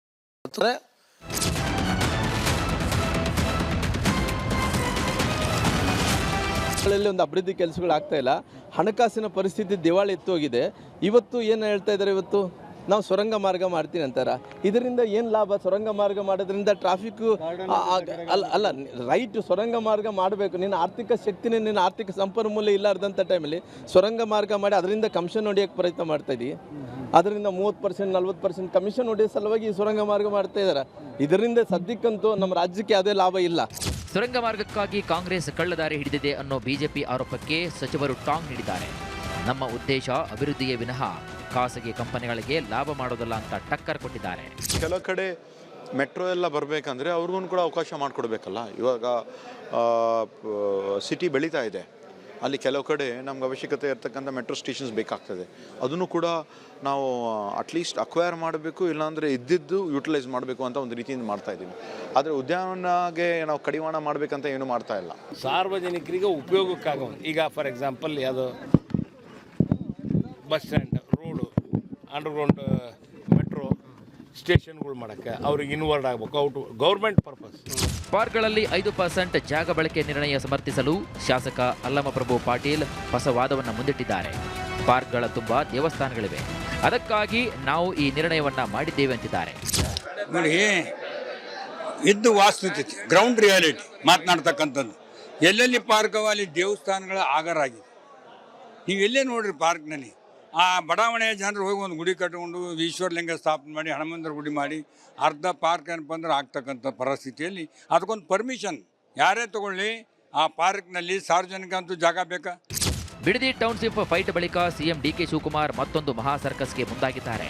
ಭಾರೀ ವಿರೋಧದ ನಡುವೆಯೂ ಕೂಡ ನಾನು ಟೌನ್ಶಿಪ್ ಮಾಡಿಯೇ ಸಿದ್ಧ ಅನ್ನೋ ಬಂಡಿಯ ನಿರ್ಧಾರ ಮಾಡಿದ್ದಾರೆ.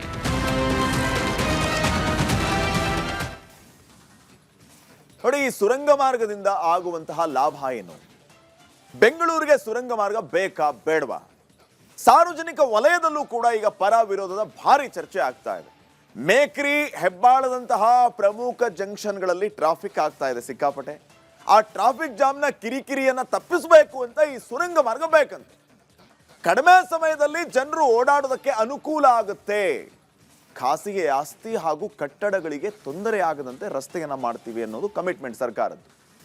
ಈ ಕಾರಣದಿಂದಲೇ ಪಾರ್ಕ್ಗಳಲ್ಲಿ 5% ಭೂಮಿಯನ್ನ ಬಳಕೆ ಮಾಡುವಂತಹ ಕೆಲಸ ಆಗುತ್ತೆ. ಇದರಿಂದ ಈಗ ಲಾಲ್ಬಾಗು, ಆ ಕಡೆ ಕಬ್ಬನ್ ಪಾರ್ಕು 5% ಭೂಮಿ ತಗೊಳ್ಳೋದು ಅಂತಂದ್ರೆ ಈ ಕಡೆ 12 ಎಕರೆ ಹೋಗುತ್ತೆ, ಆ ಕಡೆ 15 ಎಕರೆ ಹೋಗುತ್ತೆ. ಕಬ್ಬನ್ ಪಾರ್ಕಲ್ಲಿ 15 ಎಕರೆ ಹೋಗುತ್ತೆ, ಲಾಲ್ಬಾಗಲ್ಲಿ 12 ಎಕರೆ ಹೋಗುತ್ತೆ. ಇದನ್ನೇ ಯಾವುದೇ ಕಾರಣಕ್ಕೂ ನಾವು ಬಿಡೋದಿಲ್ಲ ಅಂತ ಪರಿಸರವಾದಿಗಳು ಜನರು ಹೇಳ್ತಾ ಇರೋದು. ಸುರಂಗ ಮಾರ್ಗದಿಂದ ಬಡ ಮಧ್ಯಮ ವರ್ಗಕ್ಕೆ ಯಾವುದೇ ರೀತಿಯ ಲಾಭ ಇಲ್ಲ. ಸುರಂಗ ಮಾರ್ಗ ನಿರ್ಮಾಣಕ್ಕೆ ಹೆಚ್ಚು ಹಣ ಖರ್ಚು ಆಗುತ್ತೆ. ದುಬಾರಿ ಟೋಲ್ ದರದಿಂದಾಗಿ ಜನಸಾಮಾನ್ಯರಿಗೆ ಹೊರೆಯಾಗುತ್ತೆ. ಅಲ್ಲಿಗೆ ಯಾವ ಸುಖಕ್ಕೆ ಈ ಟನಲ್ಲು ಅನ್ನುವಂಥ ಪ್ರಶ್ನೆಯನ್ನ ಈಗ ಮಾಡ್ತಾ ಇದ್ದಾರೆ. 1 ಕಿಲೋಮೀಟರ್ಗೆ ಅಂದಾಜು 19 ರೂಪಾಯಿ ಅಂತೆ ಟೋಲ್ ದರ ಪ್ರಸ್ತಾವನೆ ಇದೆ. ಕಾರ್ಗೆ ಏಕಮುಖ ಸಂಚಾರಕ್ಕೆ 280 ರೂಪಾಯಿಂದ 330 ರೂಪಾಯಿ ಆಗ್ಬೋದು. ದ್ವಿಮುಖ ಸಂಚಾರಕ್ಕೆ 600 ರೂಪಾಯಿಗಿಂತ ಹೆಚ್ಚು ಹಣ ಇರಬಹುದು. ಅಲ್ಲಿಗೆ ಪ್ರತಿ ವರ್ಷ 5% ಟೋಲ್ ದರ ಹೆಚ್ಚಳ ಮಾಡುವ ನಿರೀಕ್ಷೆನೂ ಇದೆ. ಸುರಂಗ ಮಾರ್ಗದಿಂದ ಪರಿಸರದ ಮೇಲೂ ಭಾರಿ ಪರಿಣಾಮ. ಮಣ್ಣು ಸಡಿಲಗೊಳ್ಳುತ್ತೆ, ಬೃಹತ್ ಮರಗಳ ಬೇರುಗಳ ಮೇಲೆ ಎಫೆಕ್ಟ್ ಆಗುತ್ತೆ, ಇದರ ಮೇಲೆ ಪ್ರಕೃತಿಯ ಮೇಲೆ ಎಫೆಕ್ಟ್ ಆಗುತ್ತೆ. ಇಷ್ಟೆಲ್ಲ ಆದ ಮೇಲೆಯೂ ಕೂಡ ಬಹಳ ಮುಖ್ಯವಾದಂಥ ವಿಚಾರ, ಬೆಂಗಳೂರಿನಲ್ಲಿ ಅಳಿದುಳಿದ ಪಾರ್ಕ್ಗಳು ಅಂತ ಒಂದಿಷ್ಟಿದೆ. ಆಮ್ಲಜನಕದ ಟ್ಯಾಂಕ್ಗಳು ಅಂತಿದೆ. ಅಂಥವಕ್ಕೂ ಕೈ ಹಾಕಿ ಅಲ್ಲಿ ಟನಲ್ ಮಾಡ್ತೀವಿ, ಮಾಲ್ ಮಾಡ್ತೀವಿ, ಅದನ್ನ ಮಾಡ್ತೀವಿ, ಇದನ್ನ ಮಾಡ್ತೀವಿ ಅಂತಂದ್ರೆ ಬೆಂಗಳೂರಿನಲ್ಲಿ ಉಳಿಯೋದೇನು ಅನ್ನುವಂಥದ್ದು ಈಗ ಜನರ ಮತ್ತು ಪರಿಸರವಾದಿಗಳ ಪ್ರಶ್ನೆ ಆಗಿದೆ. ಇದಕ್ಕೆ ಸರ್ಕಾರ ಯಾವ ರೀತಿ ಉತ್ತರ ಕೊಡುತ್ತೆ, ಕೊಟ್ಟ ಉತ್ತರಕ್ಕೆ ಜನ ಕನ್ವೆ ಆಗ್ತಾರ ಅನ್ನುವಂಥದ್ದು ಪ್ರಶ್ನೆ ಇದೆ. ವಿಪಕ್ಷಗಳು ಇದನ್ನ ವಿರೋಧ ಮಾಡ್ತಾ ಇದೆ. ನೋಡೋಣ ಮುಂದೆ ಏನಾಗುತ್ತೆ ಅಂತ ಹೇಳಿ. ನೆಕ್ಸ್ಟ್, MDH ಜನ ಮಸಾಲ. ಈಗ ಕಡಲೆ ಇರಲಿ, ಹಲಸಂಡೆ ಬೀಜ, ಕಪ್ಪು ಕಡಲೆ ಅಥವಾ ಬಿಳಿ ಕಡಲೆ, ಎಲ್ಲವೂ ಸ್ವಾದಿಷ್ಟವಾಗುತ್ತೆ. ಇನ್ನ ನೈಸ್ ರೋಡ್ ಟೋಲ್ ವಿಚಾರ ಈಗ ಕೋಲಾಹಲಕ್ಕೆ ಕಾರಣ ಆಗ್ತಾ ಇದೆ. ವಾಹನ ಸವಾರರು ನೈಸ್ ರಸ್ತೆ ಬಳಕೆಗೆ ಟೋಲ್ ಕಟ್ಟಬಾರದು ಅಂತ ಕೇಂದ್ರ ಸಚಿವ ಕುಮಾರಸ್ವಾಮಿ ಅವರು ಕರೆ ನೀಡಿದ್ದಾರೆ. ಈಗ ಸಾರ್ವಜನಿಕರು ಕೂಡ ಆಕ್ರೋಶವನ್ನು ಹೊರಹಾಕಿದ್ದಾರೆ. ಹಾಗಿದ್ದರೆ ಸದ್ಯಕ್ಕೆ ಈ ನೈಸ್ ವಿಚಾರ ಎಲ್ಲಿಗೆ ಬಂತು? ಈ ಬಗ್ಗೆ ಒಂದು ಸ್ಪೆಷಲ್ ರಿಪೋರ್ಟ್ ಇದೆ, ನೋಡ್ಕೊಂಬ.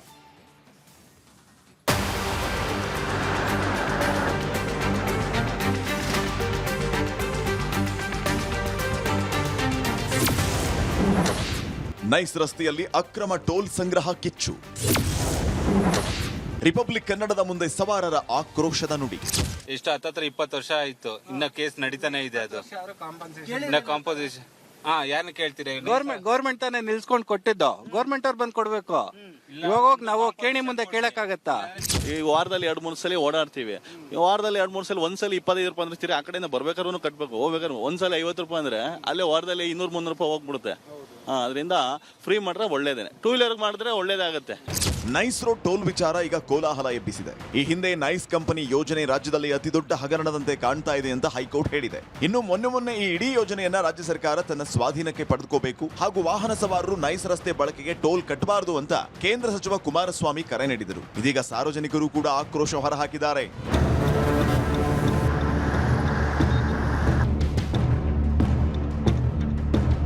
ಈಗ ಅನೇಕ ವಾಹನ ಸವಾರರು ಟೋಲ್ ಬಗ್ಗೆ ಆಕ್ರೋಶ ವ್ಯಕ್ತಪಡಿಸಿದ್ದು, ಇವತ್ತು ರಿಪಬ್ಲಿಕ್ ಕನ್ನಡ ಈ ಬಗ್ಗೆ ಗ್ರೌಂಡ್ ರಿಪೋರ್ಟ್ ಮಾಡಿದೆ.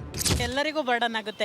ಈಗ ಪೆಟ್ರೋಲ್ ಬೆಲೆಗೆ ಅದಕ್ಕೂ ಕಟ್ತೀವಿ, ಎಲ್ಲ ಟ್ಯಾಕ್ಸ್ ಎಲ್ಲ ಥರ ಡೈರೆಕ್ಟ್ಲಿ ಇಂಡೈರೆಕ್ಟ್ಲಿ ಎಲ್ಲನೂ ಕಟ್ತಾ ಇದ್ದೀವಲ್ವಾ. ಮತ್ತೆ ಟೋಲು ಜಾಸ್ತಿ ಮಾಡಿದ್ರೆ ಎಲ್ಲಿಂದ ಕಟ್ಟೋದು? Middle class, lower middle class ಎಲ್ಲರನ್ನೂ ಥಿಂಕ್ ಮಾಡಿ ಅವರು ಜಾಸ್ತಿ ಮಾಡಬೇಕು. ಯಾರು ನೋಡೋರಿಲ್ಲ. ಕೇಳೋಕೆ ಹೋದ್ರೆ ಕೇಳೋರ್ನೇ ಟಾರ್ಗೆಟ್ ಮಾಡ್ತಾರೆ. ಎಲ್ಲ ಕಡೆ ಹಿಂಗೆ ಆಗ್ತಿರೋದು. ಮೇಯ್ನ್ಲಿ ಪ್ರಾಬ್ಲಮ್ ಆಗ್ತಿರೋದು ಪೂರ್ ಪೀಪಲ್, ಮಿಡಲ್ ಕ್ಲಾಸ್ ಅವರಿಗೆ. ಟೋಲ್ ಸಂಗ್ರಹ ರಾಜಕೀಯ ಕೆಸರೆರ ಚಾಟ. ರಾಜ್ಯ ಸರ್ಕಾರದ ವಿರುದ್ಧ ಕುಮಾರಸ್ವಾಮಿ ಕಿಡಿ.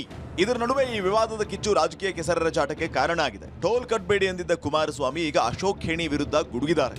ನನಗೆ ಹೇಳ್ಬೇಕಾಗಿಲ್ಲ, ನಾನು ಅವ್ರು ಕಟ್ಕೊಂಡು ನನಗಾಗಬೇಕಾಗಿರೋದು. ನಾನು ಹೇಳ್ತಿರೋದು ಅವನಿಗೆಲ್ಲ ಹೇಳ್ತಾ ಇರೋದು. ನಾನು ಹೇಳ್ತಾ ಇರೋದು ಈ ಸರ್ಕಾರಕ್ಕೆ ಬೆನ್ನೆಲುಬ. ಈ ಸರ್ಕಾರಕ್ಕೆ ಏನು ಅವ್ರು ಡೈರೆಕ್ಷನ್ ಕೊಟ್ಟಿರೋದು ಕೋರ್ಟ್ನಲ್ಲಿ. ಕೋರ್ಟ್ ಆದೇಶ ಕೊಟ್ಟಿರೋದು ಕಿಣಿಗಲ್ಲ, ಕೋರ್ಟ್ ಆದೇಶ ಕೊಟ್ಟಿರೋದು ಪ್ರಚೋದನೆ ಅಲ್ಲ. ಜನ ಇಷ್ಟೊತ್ತಿಗೆ ನುಗ್ಗಬೇಕಾಗಿತ್ತು. ನಾನು ಯಾರಿಗೋ ಉತ್ತರ ಕೊಡಲ್ಲ. ಅವನು ಯಾರೋ ಲೂಟಿ ಹೊಡಿಯಕ್ಕೆ ಬಂದಿರೋ ನಮಗೆ 5 ರೂಪಾಯಿ ಹಾಕಿದಾನ ಆ ಯೋಜನೆಗೆ? 5 ರೂಪಾಯಿಗೆ ಹಾಕಿದಾನ ಅವನ ಕೈಯಿಂದ. ರಾಜ್ಯ ಸರ್ಕಾರದ ಭೂಮಿ ಕೊಟ್ಟರು ಲೀಸ್ಗೆ 10 ರೂಪಾಯಿಗೆ. ಅದನ್ನು ತಗೊಂಡೋಗಿ ICICI ಬ್ಯಾಂಕಲ್ಲಿ ಲಡ ಇಟ್ಟ ರಾಜ್ಯದ ಆಸ್ತಿನ. ಅಲ್ಲಿ ಸಾಲ ತಂದು ಈ ಆಟ ಆಡ್ಕೊಂಡು ಕೂತಿದ್ದಾನೆ. ಇದನ್ನು ನೋಡ್ಕೊಂಡು ಇವರೆಲ್ಲ ಸರ್ಕಾರ ನಡೆಸೋರು ಇವನಿಗೆ ಎಲ್ಲ ಮಾರಾಟ ಮಾಡ್ಕೊಂಡು ಕೂತಿದ್ದಾರೆ. ಕುಮಾರಸ್ವಾಮಿ ವಿರುದ್ಧ ಬಾಲಕೃಷ್ಣ ವಾಗ್ದಾಳಿ. HDK ಮಾಡೋದು ಅನಾಚಾರ ಎಂದ DK ಸುರೇಶ್. ಇತ್ತ DKಶಿ ಸಿಎಂ ಆಗಿರೋದಕ್ಕೆ HD ಕುಮಾರಸ್ವಾಮಿ ಅವರಿಗೆ ಹೊಟ್ಟೆ ತುಳಿಸ್ತಾ ಇದೆ. ಹೀಗಾಗಿ ಸಿಎಂಗೆ ಕೆಟ್ಟ ಹೆಸರು ತರೋದಕ್ಕೆ ಪ್ರಯತ್ನ ಅಂತ ಸಚಿವ ಬಾಲಕೃಷ್ಣ ವಾಗ್ದಾಳಿ ನಡೆಸಿದ್ದಾರೆ. ಇನ್ನು ನೈಟ್ ಟೋಲ್ ಕಟ್ಬೇಡಿ ಅಂತ HDK ಹೇಳ್ತಾರೆ. ಕುಮಾರಸ್ವಾಮಿ ಮಾಡೋದು ಅನಾಚಾರ, ಮನೆ ಮುಂದೆ ಬೃಂದಾವನ ಅಂತ DK ಸುರೇಶ್ ಹೇಳಿದ್ದಾರೆ. ನಾವು ಮಂತ್ರಿ ಮಾಡಿರೋದವ್ರನ್ನ ಕೇಂದ್ರದಲ್ಲಿ ಕೆಲಸ ಮಾಡಲಿ ಅಂತ ಅಲ್ಲಿಂದ ಅದು ಆದೇಶ ಮಾಡಿಸ್ಲಿ, ಕೇಂದ್ರದಿಂದ ಆದೇಶ ಮಾಡಿಸ್ಲಿ. ಈ ತರ ಆಗಿದೆ, ಇದನ್ನು ಸ್ಟಾಪ್ ಮಾಡಿ ಅಂತ ಆದೇಶ ಮಾಡಿಸ್ಲಿ. ಅದ್ಬಿಟ್ಟು ಒಂಥರ ಆದಿಲ್ಲಿ ಬೀದಿಲಿ ಬೇರೆಯವ್ರೇನೋ ಮಾಡ್ತಾರಲ್ಲ, ಆ ತರ ಬಿಹೇವಿಯರ್ನ ದಯಮಾಡಿ ಬಿಡಬೇಕು ಅಂತ ಮನವಿ ಮಾಡ್ತೀವಿ. ಹೌದ್ರಿ, ಅವ್ರಿಗೆ ಏನ್ ಕಾಣಿಸ್ತಾ ಇದೆ, ಮುಖ್ಯಮಂತ್ರಿಗಳಿಗೆ ಕೆಟ್ಟ ಹೆಸರು ಬರಬೇಕು. ಅವ್ರ ಮನಸ್ಸಲ್ಲಿರ್ತಕ್ಕಂಥ ಉದ್ದೇಶನೇ ಅದು. ಹೊಟ್ಟೆ ಒಳಗಡೆ ತೊಳಸ್ತದೆ ಅವ್ರಿಗೆ. ಅವ್ರನ್ನ DK ಶಿವಕುಮಾರ್ ಅವ್ರನ್ನ ನೋಡಿದ ತಕ್ಷಣ ಹೊಟ್ಟೆ ಒಳಗೆ ತೊಳಸಕ್ ಶುರು ಆಗ್ಬಿಡ್ತದೆ. ಅದಕ್ಕೋಸ್ಕರ ಹಿಂಗೆಲ್ಲ ಮಾತಾಡ್ತಾರೆ ಅಷ್ಟೇ. ಎತ್ಕಟ್ಟು ರಾಜಕಾರಣ ಮಾಡೋರ್ನ ಏನ್ ಮಾಡಕ್ಕಾಗತ್ರಿ? ರಾಜಕಾರಣದಲ್ಲಿ ಕೆಲಸ ಮಾಡಿ ಬದುಕಬೇಕು ಅನ್ನೋದಿಲ್ವಲ್ಲ, ಕೆಲಸ ಮಾಡಿ ತೋರಿಸ್ಬೇಕು ಅನ್ನೋದಿಲ್ಲ. ಎತ್ಕಟ್ಟು ರಾಜಕಾರಣ ಮಾಡೋ ಕಸಬಿರೋಂಥವ್ರನ್ನ ಉತ್ತರ ಕೊಡೋದಕ್ಕೆ ನೀವು ಮಾಧ್ಯಮದವರು ಅದ್ರ ಬಗ್ಗೆ ಗಮನ ಹರಿಸಬೇಕೇ ಹೊರತು ಒಬ್ಬ ಕೇಂದ್ರ ಸಚಿವ ಯಾವ ರೀತಿಯಾಗಿ ಎತ್ಕಟ್ತಾ ಇದ್ದಾರೆ ಅನ್ನೋದನ್ನ ನೋಡಬೇಕು. ಅದೊಂದೇ ಟೋಲ್ ಯಾಕೆ ಹೇಳ್ತಾರೆ? ಎಲ್ಲ ಟೋಲ್ಗೂ ಹೇಳಲಿ, ಯಾವ ಟೋಲ್ಗೂ ದುಡ್ಡು ಕಟ್ಟಬೇಡಿ ಅಂತ ಹೇಳ್ಬಿಟ್ಟು ಎಲ್ಲ ಟೋಲ್ಗೂ ಹೇಳಲಿ. ಮಾಡೋದೆಲ್ಲ ಅನಾಚಾರ, ಮನೆ ಮುಂದೆ ಬೃಂದಾವನ. ನೀವು ಅವ್ರಿಗೆ ಬೆಂಬಲ ಕೊಡ್ತೀರಿ, ಅವ್ರು ಮಾತಾಡ್ತಾರೆ. ಸದ್ಯ ಟೋಲ್ ವಿಚಾರ ಗೊಂದಲದ ಗೂಡಾಗಿದೆ. ಸರ್ಕಾರ ಟೋಲ್ ವಿಚಾರದಲ್ಲಿ ಸಮಿತಿ ಮಾಡಿ ಕಾದು ಕುಳಿತಿದೆ. ಈ ನಡುವೆ ಕೆಲ ಸಂಘಟನೆಗಳು ಹೋರಾಟಕ್ಕೆ ಪ್ಲಾನ್ ಮಾಡಿಕೊಂಡಿದ್ದು, ನೈಸ್ ಟೋಲ್ ಅದ್ಯಾವ ತಿರುವು ಪಡೆದುಕೊಳ್ಳುತ್ತೋ ಅನ್ನೋ ಪ್ರಶ್ನೆ ಹುಟ್ಕೊಂಡಿದೆ.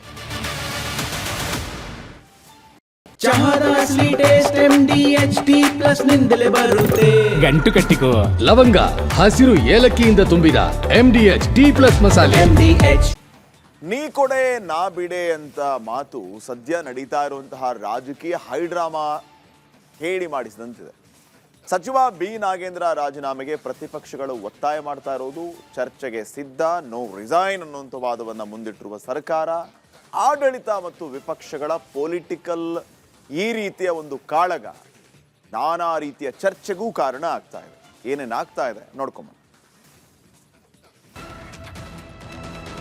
ಕೊಡಲೇಬೇಕು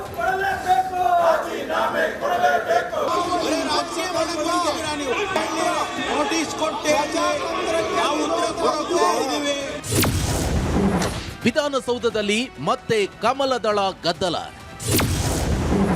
ನಾಳೆಯಿಂದ ಮತ್ತೊಂದು ಸುತ್ತಿನ ಸಮರ. ಕರ್ನಾಟಕ ಮಹರ್ಷಿ ವಾಲ್ಮೀಕಿ ಅಭಿವೃದ್ಧಿ ನಿಗಮದ ಹಣ ಅಕ್ರಮವಾಗಿ ವರ್ಗಾವಣೆ ಮಾಡಿದ ಪ್ರಕರಣ ರಾಜ್ಯ ರಾಜಕಾರಣದಲ್ಲಿ ತೀವ್ರ ಸ್ವರೂಪ ಪಡೆದಿದೆ. ಆರೋಪ ಹೊತ್ತ ಬಿ ನಾಗೇಂದ್ರಗೆ ಮತ್ತೊಮ್ಮೆ ಸಚಿವ ಸ್ಥಾನ ನೀಡಿದ್ದಕ್ಕೆ ಪ್ರತಿಪಕ್ಷಗಳು ಕೆಂಡಾಮಂಡಲಾಗಿವೆ.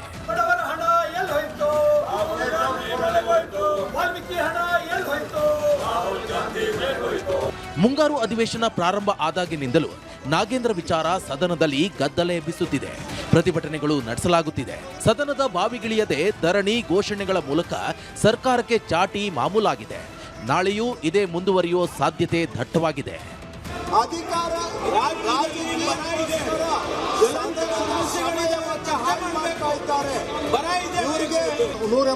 ಕೋಟಿ ಲೂಟಿ ಆಗಿರೋದು ಈ ಸದನದಲ್ಲಿ ಒಪ್ಪಿಗೆ ಆಗಿದೆ.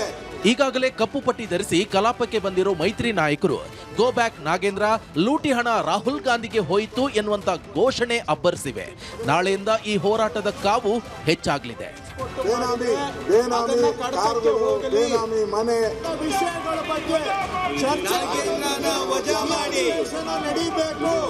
ಸದನದ ಹೊರಗೆ ನಗರದ ಫ್ರೀಡಂ ಪಾರ್ಕ್ನಲ್ಲಿ ಪಕ್ಷದಿಂದ ಧರಣಿ ನಡೆದರೆ ಸದನದ ಒಳಗೂ ವಿಭಿನ್ನ ರೀತಿಯಲ್ಲಿ ಪ್ರತಿಭಟನೆ ನಡೆಸಲು ತಯಾರಿ ನಡೆಸಲಾಗಿದೆ. ನಾಗೇಂದ್ರ ರಾಜೀನಾಮೆ ಕೊಡೋ ತನಕ ಸದನ ನಡೆಯಲ್ಲ ಎನ್ನುವಂತ ಸಂದೇಶ ರವಾನೆ ಮಾಡಲಾಗುತ್ತಿದೆ. ಅಂದರೆ ಸೋಮವಾರನೂ ಕೂಡ ನಾವು ಪ್ರತಿಭಟನೆಯನ್ನ ಮುಂದುವರಿಸ್ತೇವೆ. ಸದನದಲ್ಲಿ ನಾಗೇಂದ್ರ ವಿಚಾರವಾಗಿ, ನಾಗೇಂದ್ರ ಅಲ್ಲಪ್ಪ, ನಾಗೇಂದ್ರಂದಲ್ಲ, ವಾಲ್ಮೀಕಿ ನಿಗಮದ 187 ಕೋಟಿ ದಲಿತರ ಹಣವನ್ನು ನುಂಗಿರ್ತಕ್ಕಂಥ ನಾಗೇಂದ್ರ ವಿಚಾರವಾಗಿ ಹೋರಾಟ. ಹೌದು, ಫೋನಲ್ಲಿ ಮಾತಾಡಿದ್ರಿ. ರಾಹುಲ್ ಗಾಂಧಿಯವರು, ನಂತರ ಪ್ರಿಯಾಂಕಾ ಗಾಂಧಿಯವರು, ಅವರು ಯಾರು ನಮ್ಮ ಉಸ್ತುವಾರಿಗಳಂತ ಆ ತಮಿಳುನಾಡಲ್ಲಿ, ಈ ಕೇರಳದಲ್ಲಿದ್ದಂಥ ವೇಣುಗೋಪಾಲ್ ಅವರು, ಅವರೆಲ್ಲರೂ ಕೂಡ ಪಾಲುದಾರ ಆಗಿರೋ ಕಾರಣ ಇವನಿಗೆ ಮಂತ್ರಿ ಸ್ಥಾನವನ್ನು ಕೊಡೋಂಥ ಕೆಲಸ ಆಗಿದೆ. ಅವನೇನು ಹೇಳ್ತಾನೆ, ಇವತ್ತು ನಾನು ಬಾಯಿ ಬಿಟ್ಟರೆ ಇವರೆಲ್ಲರೂ ಜೈಲಿಗೆ ಹೋಗ್ತಾರೆ. ಇವತ್ತು ನಾನು ಬಾಯಿ ಬಿಟ್ಟರೆ ರಾಹುಲ್ ಗಾಂಧಿ ಜೈಲಿಗೆ ಹೋಗ್ತಾನೆ, ನಾನು ಬಾಯಿ ಬಿಟ್ಟರಿಗಿನ ಶಿವಕುಮಾರ್ ಅವರು ಜೈಲಿಗೆ ಹೋಗ್ತಾರೆ, ನಾನು ಬಾಯಿ ಬಿಟ್ಟರಿಗಿನ ಇವತ್ತು ಎಲ್ಲ ಕಾಂಗ್ರೆಸ್ ಲೀಡರ್ ಎಲ್ಲರೂ ಕೂಡ ಜೈಲಿಗೆ ಹೋಗ್ತಾರೆ ಅಂತೇಳಿ ಆ ಬ್ಲ್ಯಾಕ್ ಮೇಲ್ ಮಾಡಂದ್ರಿಗಿನ ಅವ್ರಿಗೆ ಗೊತ್ತಿದೆ. ನಾಳೆ ಉಭಯ ಸದನಗಳಲ್ಲಿ ನಾಗೇಂದ್ರ ರಾಜೀನಾಮೆಗೆ ಒತ್ತಾಯಿಸಿ ಪ್ರೊಟೆಸ್ಟ್ ಮುಂದುವರಿಯಲಿದೆ. ಅಧಿವೇಶನದ ಬಳಿಕವೂ ಹೋರಾಟ ರೂಪಿಸಲು ಬಿಜೆಪಿ ಸಿದ್ಧತೆ ನಡೆಸಿದೆ. ಸಾಮೂಹಿಕ ನಾಯಕತ್ವದಲ್ಲಿ ಪಾದಯಾತ್ರೆ ನಡೆಸಲು ಚಿಂತನೆ ನಡೆದಿದೆ.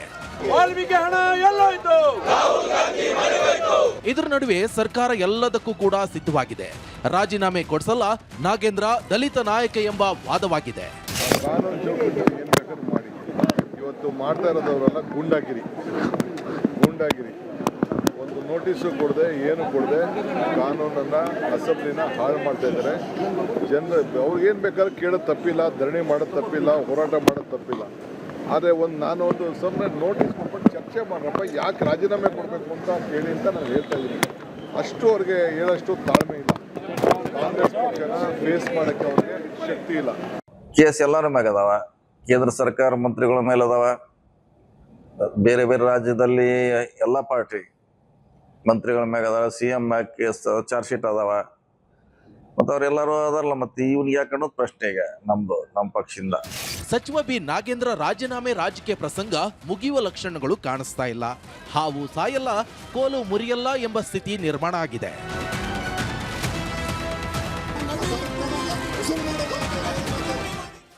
ಸೊ ನಾಳಿನಿಂದ ಮತ್ತೆ ರಾಜ್ಯದ ಮುಂಗಾರು ಅಧಿವೇಶನ ಆರಂಭ ಆಗ್ತಾ ಇದೆ. ದಳ ಕಮಲ ಪಡೆ ರಾಜ್ಯ ಸರ್ಕಾರದ ವಿರುದ್ಧ ಸಚಿವ ನಾಗೇಂದ್ರ ಅಸ್ತ್ರ ಪ್ರಯೋಗ ಮಾಡೋದಕ್ಕೆ ಮುಂದಾಗಿದೆ. ಇನ್ನು ವಿಪಕ್ಷಗಳ ವಿರುದ್ಧ ಕಾಂಗ್ರೆಸ್ ಕೂಡ ಕೌಂಟರ್ ಪ್ಲಾನ್ ಕೊಡೋದಕ್ಕೆ ರೆಡಿಯಾಗಿದ್ದು, ಕೊನೆಯ ವಾರವಾದರೂ ಬರದ ಬಗ್ಗೆ ಚರ್ಚೆಗೆ ಅವಕಾಶ ಕೊಡಬೇಕು.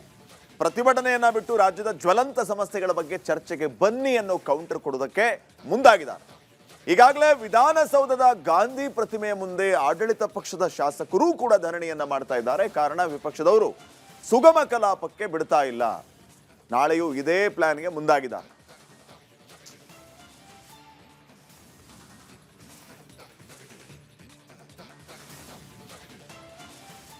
ಈಗ ನಮ್ಮ ಅಭಿಯಾನದ ಸ್ಟೋರಿಗೆ ಬರೋಣ ವೀಕ್ಷಕರೇ.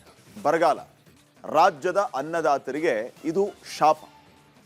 ಮಳೆರಾಯನ ಮುನಿಸು ರೈತರನ್ನ ಅಕ್ಷರಶಃ ಸಂಕಷ್ಟಕ್ಕೆ ಸಿಕ್ಕಾಕ್ಸಿದೆ. ಈ ಕಡೆ ರಾಜ್ಯ ಸರ್ಕಾರ ಮೋಡ ಬಿತ್ತನೆಗೆ ಮುಂದಾಗಿದೆ. ಹಾಗಾದ್ರೆ ಮೋಡ ಬಿತ್ತನೆ ಅಂದ್ರೆ ಏನು? ಇದರ ಹಿಂದಿರುವ ವಿಜ್ಞಾನ ಏನು? ಇದು ರೈತರಿಗೆ ಎಷ್ಟರ ಮಟ್ಟಿಗೆ ಅನುಕೂಲ ಆಗುತ್ತೆ? ಮೋಡ ಬಿತ್ತನೆ ಈಗ ಮಾಡೋದಕ್ಕೆ ಸಕಾಲವೇ? ಈ ಎಲ್ಲದರ ಕುರಿತು ಒಂದು ವರದಿ ಇದೆ. ಆ ವರದಿಯನ್ನು ನೋಡಿ ಆಮೇಲೆ ಇದೇ ವಿಚಾರವಾಗಿ ನೀವು ನಿಮ್ಮ ಅಭಿಪ್ರಾಯಗಳನ್ನು ನಮ್ಮ ಜೊತೆಗೆ ಹಂಚ್ಕೋಬಹುದಾಗಿದೆ. ಫಸ್ಟ್ ಈ ವರದಿ ನೋಡಿ. ಭೀಕರ ಬರದ ಹೊಡೆತಕ್ಕೆ ಅನ್ನದಾತರು ತತ್ತರ. ಮೋಡ ಬಿತ್ತನೆಗೆ ಮುಂದಾದ ರಾಜ್ಯ ಸರ್ಕಾರ.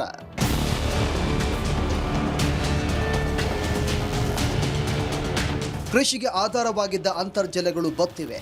ಕೆರೆಗಳಲ್ಲೂ ನೀರಿಲ್ಲ. ಮಳೆಗಾಲದಲ್ಲೇ ಬರದ ಬಿಸಿ ತಟ್ಟಿದೆ. ಈ ಬರ ಪರಿಸ್ಥಿತಿಯ ಭೀಕರತೆ ಅರಿತಿರುವ ಸರ್ಕಾರದ ಮುಂದೆ ಇರೋದು ಒಂದೇ ಆಯ್ಕೆ, ಅದು ಮೋಡ ಬಿತ್ತನೆ. ಹೀಗಾಗಿ ಇನ್ನೆರಡು 3 ದಿನಗಳಲ್ಲಿ ಮೋಡ ಬಿತ್ತನೆ ಆರಂಭಿಸಲು ಸರ್ಕಾರ ಸಿದ್ಧತೆ ನಡೆಸಿದೆ. 27 ಕೋಟಿ ರೂಪಾಯಿ ವೆಚ್ಚದಲ್ಲಿ 60 ದಿನಗಳ ಕಾಲ ಒಟ್ಟು 200 ಗಂಟೆಗಳ ಅವಧಿಗೆ ಮೋಡ ಬಿತ್ತನೆ ಕಾರ್ಯ ಆರಂಭಿಸಲು ಸರ್ಕಾರ ಈಗಾಗಲೇ ಆಡಳಿತಾತ್ಮಕ ಅನುಮೋದನೆ ಹೊರಡಿಸಿದೆ.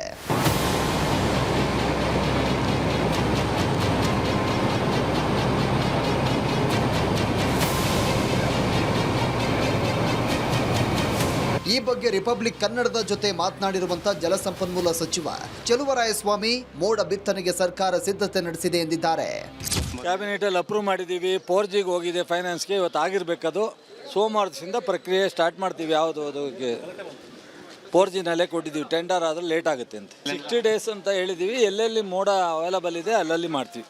ಡ್ಯಾಮ್ ಬೇಸ್ಡ್ ಅವರು ಸೀಡಿಂಗ್ ಅದು ಮಾಡೋಕ್ಕೆ ಹೋಗ್ತಾರೆ. ಕ್ಲೌಡ್ ಸೀಡಿಂಗ್ ಮಾಡೋವಂಥ ಜಾಗದಲ್ಲಿ ಡ್ಯಾಮ್ಗೆ ಕ್ಯಾಚ್ಮೆಂಟ್ ಏರಿಯಾ ಇರುತ್ತಲ್ಲ, ಅಲ್ಲೇ ತಾನೇ ಮಾಡಬೇಕು. ಇನ್ನು ಬೇರೆ ಕಡೆ ಮಾಡಿದ್ರೆ ಏನು ಪ್ರಯೋಜನ? ಸೊ ಅದನ್ನು ಹೇಳ್ಬೇಕಾಗಿರೋದು ಇದು ಮೇಜರ್ ಇರಿಗೇಷನ್ ಡಿಪಾರ್ಟ್ಮೆಂಟ್, ಇದು ಮೈನರ್ ಇರಿಗೇಷನ್ ಡಿಪಾರ್ಟ್ಮೆಂಟ್, ಇಬ್ಬರೊಳಗೊಬ್ಬರು ಹೇಳ್ಬೇಕು. ಮೋಡ ಬಿತ್ತನೆಯಿಂದ ಮಳೆ ಹೆಚ್ಚಾಗುತ್ತೆ. ಬರಗಾಲದ ಪರಿಸ್ಥಿತಿಯಲ್ಲಿ ಇದನ್ನು ಮಾಡುವುದು ಸೂಕ್ತ ಅಂತ ಕಾಂಗ್ರೆಸ್ ಶಾಸಕ ಪ್ರಕಾಶ್ ಕೋಳಿವಾಡ ಹೇಳಿದ್ದಾರೆ. ಏನು ಈ ಸಲ ಸೂಪರ್ ಎಲ್ಲಿನೋ ಇರೋದ್ರಿಂದ ಮೋಡ ಬಿತ್ತನೆ ಅವಶ್ಯಕತೆ ಇದೆ ಅಂತ ಕರ್ನಾಟಕ ಸರ್ಕಾರ ಅದನ್ನು ಮಾಡಬೇಕು ಅಂತ ತೀರ್ಮಾನ ಮಾಡಿದ್ದಾರೆ ಕ್ಯಾಬಿನೆಟಲ್ಲಿ ಅಂತ. ನಾನು ಕೂಡ ಮೋಡ ಬಿತ್ತನೆಯಿಂದ ಮಳೆ ಹೆಚ್ಚಾಗ್ತಕ್ಕಂಥದ್ದು, ಮಳೆ 46% ಹೆಚ್ಚಾಗುತ್ತೆ ಅಂತ ಕೇಂದ್ರ ಸರ್ಕಾರದ ministry of science, Indian institute of tropical meteorology ಹೇಳಿರೋದ್ರಿಂದ ಅದನ್ನು ಎಲ್ಲ ರಾಜ್ಯಗಳು ಈ ಥರದ ಪರಿಸ್ಥಿತಿಯಲ್ಲಿ, ಬರಗಾಲದ ಪರಿಸ್ಥಿತಿಯಲ್ಲಿ ಮಾಡೋದು ಸೂಕ್ತ ಅಂತ ನನಗಂತೂ ಅನಿಸುತ್ತೆ. ಇನ್ನು ಈ ಮೋಡ ಬಿತ್ತನೆ ಬಗ್ಗೆ ಜನಸಾಮಾನ್ಯರಲ್ಲೂ ಸಾಕಷ್ಟು ಕುತೂಹಲ ಹೆಚ್ಚಿಸಿದೆ. ಮೋಡ ಬಿತ್ತನೆ ಯಾವ ರೀತಿ ನಡೆಯುತ್ತೆ, ಮಳೆ ಯಾವಾಗ ನಿರೀಕ್ಷೆ ಮಾಡಬಹುದು, ಹೀಗೆ ಇತ್ಯಾದಿ ಪ್ರಶ್ನೆಗಳನ್ನು ಹುಟ್ಟು ಹಾಕಿದೆ. ಹೀಗಾಗಿ ನಿಮ್ಮ ರಿಪಬ್ಲಿಕ್ ಕನ್ನಡ ಮೋಡ ಬಿತ್ತನೆ ಕುರಿತು ವಿಸ್ತೃತ ಮಾಹಿತಿಯೊಂದಿಗೆ ಅಭಿಯಾನದ ಮೂಲಕ ನಿಮಗೆ ತಿಳಿಸುತ್ತಿದೆ. ಮೋಡ ಬಿತ್ತನೆ ಹೇಗೆ ನಡೆಯುತ್ತೆ? ಮೊದಲಿಗೆ ರೇಡಾರ್ಗಳ ಮೂಲಕ ಎಲ್ಲೆಲ್ಲಿ ಮಳೆ ಸುರಿಸಬಲ್ಲ ಮೋಡಗಳಿವೆ ಎಂಬುದನ್ನು ಪತ್ತೆ ಹಚ್ಚಿ ಅವುಗಳ ಮೇಲೆ ಸಿಲ್ವರ್ ಅಯೋಡೈಡ್ ಸಿಂಪಡಿಸಿ ಮೋಡ ಬಿತ್ತನೆ ಮಾಡಲಾಗುತ್ತೆ. ಮಳೆ ತರಿಸಬಲ್ಲ ಮೋಡಗಳ ಮೇಲೆ ಸಿಲ್ವರ್ ಅಯೋಡೈಡ್ ಸಿಂಪಡಿಸಿ 1 ರಿಂದ 10 ಮೈಕ್ರಾನ್ ಗಾತ್ರದ ಹನಿಲಗಳನ್ನು 50 ಮೈಕ್ರಾನ್ ಗಾತ್ರಕ್ಕೆ ಹೆಚ್ಚಿಸಲಾಗುತ್ತೆ. ಇದರಿಂದ ಸಣ್ಣ ಪುಟ್ಟ ಗಾತ್ರದ ನೀರಿನ ಹನಿಗಳು ಗಾಳಿಯಿಂದ ಚೆದರಿ ಹೋಗಲ್ಲ. ನಂತರ ಮೋಡಗಳಲ್ಲಿನ ತೇವಾಂಶ ಒಂದು ಕಡೆ ಕ್ರೋಢೀಕರಣಗೊಂಡು ಮಳೆಯಾಗಿ ಪರಿವರ್ತನೆಯಾಗುತ್ತೆ. ಈ ಬಗ್ಗೆ ಭಾರತೀಯ ಹವಾಮಾನ ಇಲಾಖೆ ನಿವೃತ್ತ ವಿಜ್ಞಾನಿ ಡಾಕ್ಟರ್ ಆನಂದ್ ಕೊಪ್ಪರ್ ಮಾಹಿತಿಯನ್ನು ಹಂಚಿಕೊಂಡಿದ್ದಾರೆ. ರಾಸಾಯನಿಕಗಳನ್ನು ಮೋಡಗಳ ಮೇಲೆ ಸಿಂಪಡಿಸಿ ಅದರಲ್ಲಿದ್ದಂತಹ ನೀರಿನ ಅಂಶವನ್ನು ಹೆಚ್ಚಿಗೆ ದ್ರವೀಕರಿಸಿಕೊಂಡು ಅದೇ ಒಂದು ಪ್ರದೇಶದಲ್ಲಿ ಮಳೆ ಆಗುವಂತೆ ಮಾಡುವುದು. ಅಂದರೆ ಸಾಮಾನ್ಯವಾಗಿ ಬೀಳುವಂಥ ಮಳೆ ಎನ್ಹ್ಯಾನ್ಸ್ಮೆಂಟ್ ಅಂತ ಹೇಳ್ತೀವಲ್ಲ, ಆ ಥರನೂ ಮಾಡ್ಬೋದು. ಇಲ್ಲ ಅಂದರೆ ಮಳೆ ಆಗದೇ ಮೋಡಗಳು ಹಾಗೆ ಚಲಿಸಿ ಹೋಗ್ತಿದ್ದಾಗ ಅದೇ ಪ್ರದೇಶದಲ್ಲಿ ಅವು ದ್ರವೀಕರಿಸುವಂತೆ ಮಾಡುವಂಥ ಒಂದು ಪ್ರಕ್ರಿಯೆಗೆ ಮೋಡ ಬಿತ್ತನೆ ಅಂತಾರೆ. ಮಳೆ ಕೊರತೆ ಇರುವ ಮತ್ತು ಬರಗಾಲ ಪೀಡಿತ ಪ್ರದೇಶಗಳಲ್ಲಿ ಕೃತಕ ಮಳೆ ಸುರಿಸಲು ಮೋಡ ಬಿತ್ತನೆ ಸಹಕಾರಿಯಾಗಲಿದೆ. ಸಕಾಲದಲ್ಲಿ ಮಳೆಯಾಗದಿದ್ದಾಗ ಬೆಳೆಗಳನ್ನು ಉಳಿಸಲು ಮತ್ತು ಕೃಷಿ ಉತ್ಪಾದನೆ ಹೆಚ್ಚಿಸಲು ನೆರವಾಗುತ್ತೆ. 200 ಗಂಟೆಗಳ ಮೋಡ ಬಿತ್ತನೆಗೆ 27 ಕೋಟಿ ವೆಚ್ಚವಾಗಲಿದೆ. ಇದರಲ್ಲಿ ವಿಮಾನಗಳ ಬಳಕೆ, ರಾಡಾರ್ ವ್ಯವಸ್ಥೆ ಮತ್ತು ರಾಸಾಯನಿಕಗಳಿಗಾಗಿ ಭಾರಿ ಹಣದ ಅವಶ್ಯಕತೆ ಇದೆ. ಸದ್ಯ ಸರ್ಕಾರ ಸೋಮವಾರ ಈ ಬಗ್ಗೆ ಸಭೆ ನಡೆಸಲಿದ್ದು ಮೋಡ ಬಿತ್ತನೆಗೆ ದಿನಾಂಕ ನಿರ್ಧರಿಸುವ ಸಾಧ್ಯತೆ ಇದೆ. ಮೋಡ ಬಿತ್ತನೆ ಆದಷ್ಟು ಸುಲಭವಾಗಿ ಮಳೆ ಬರುತ್ತೆ ಅಂತಕ್ಕಂಥದ್ದು ಖಚಿತತೆ ಮತ್ತು ಅಷ್ಟು ನಿಶ್ಚಿತವಾಗಿ ಹೇಳೋದಕ್ಕೆ ಆಗೋದಿಲ್ಲ. ಶೇಕಡ 10 ರಿಂದ 15% ಮಳೆಯ ಪ್ರಮಾಣ ಹೆಚ್ಚಾಗಬಹುದು ಅಂತ ವಿಜ್ಞಾನಿಗಳು ಹೇಳ್ತಾರೆ. ನೋಡೋಣ ಈ ಮೋಡ ಬಿತ್ತನೆಯ ಕಾರ್ಯ ಎಷ್ಟರ ಮಟ್ಟಿಗೆ ಸಕ್ಸಸ್ ಆಗುತ್ತೆ ಅನ್ನೋದನ್ನು. ಕ್ಯಾಮ್ರಾ ಪರ್ಸನ್ ಮಂಜುನಾಥ್ ಜೊತೆ ಸುರೇಶ್, ರಿಪಬ್ಲಿಕ್ ಕನ್ನಡ, ಬೆಂಗಳೂರು.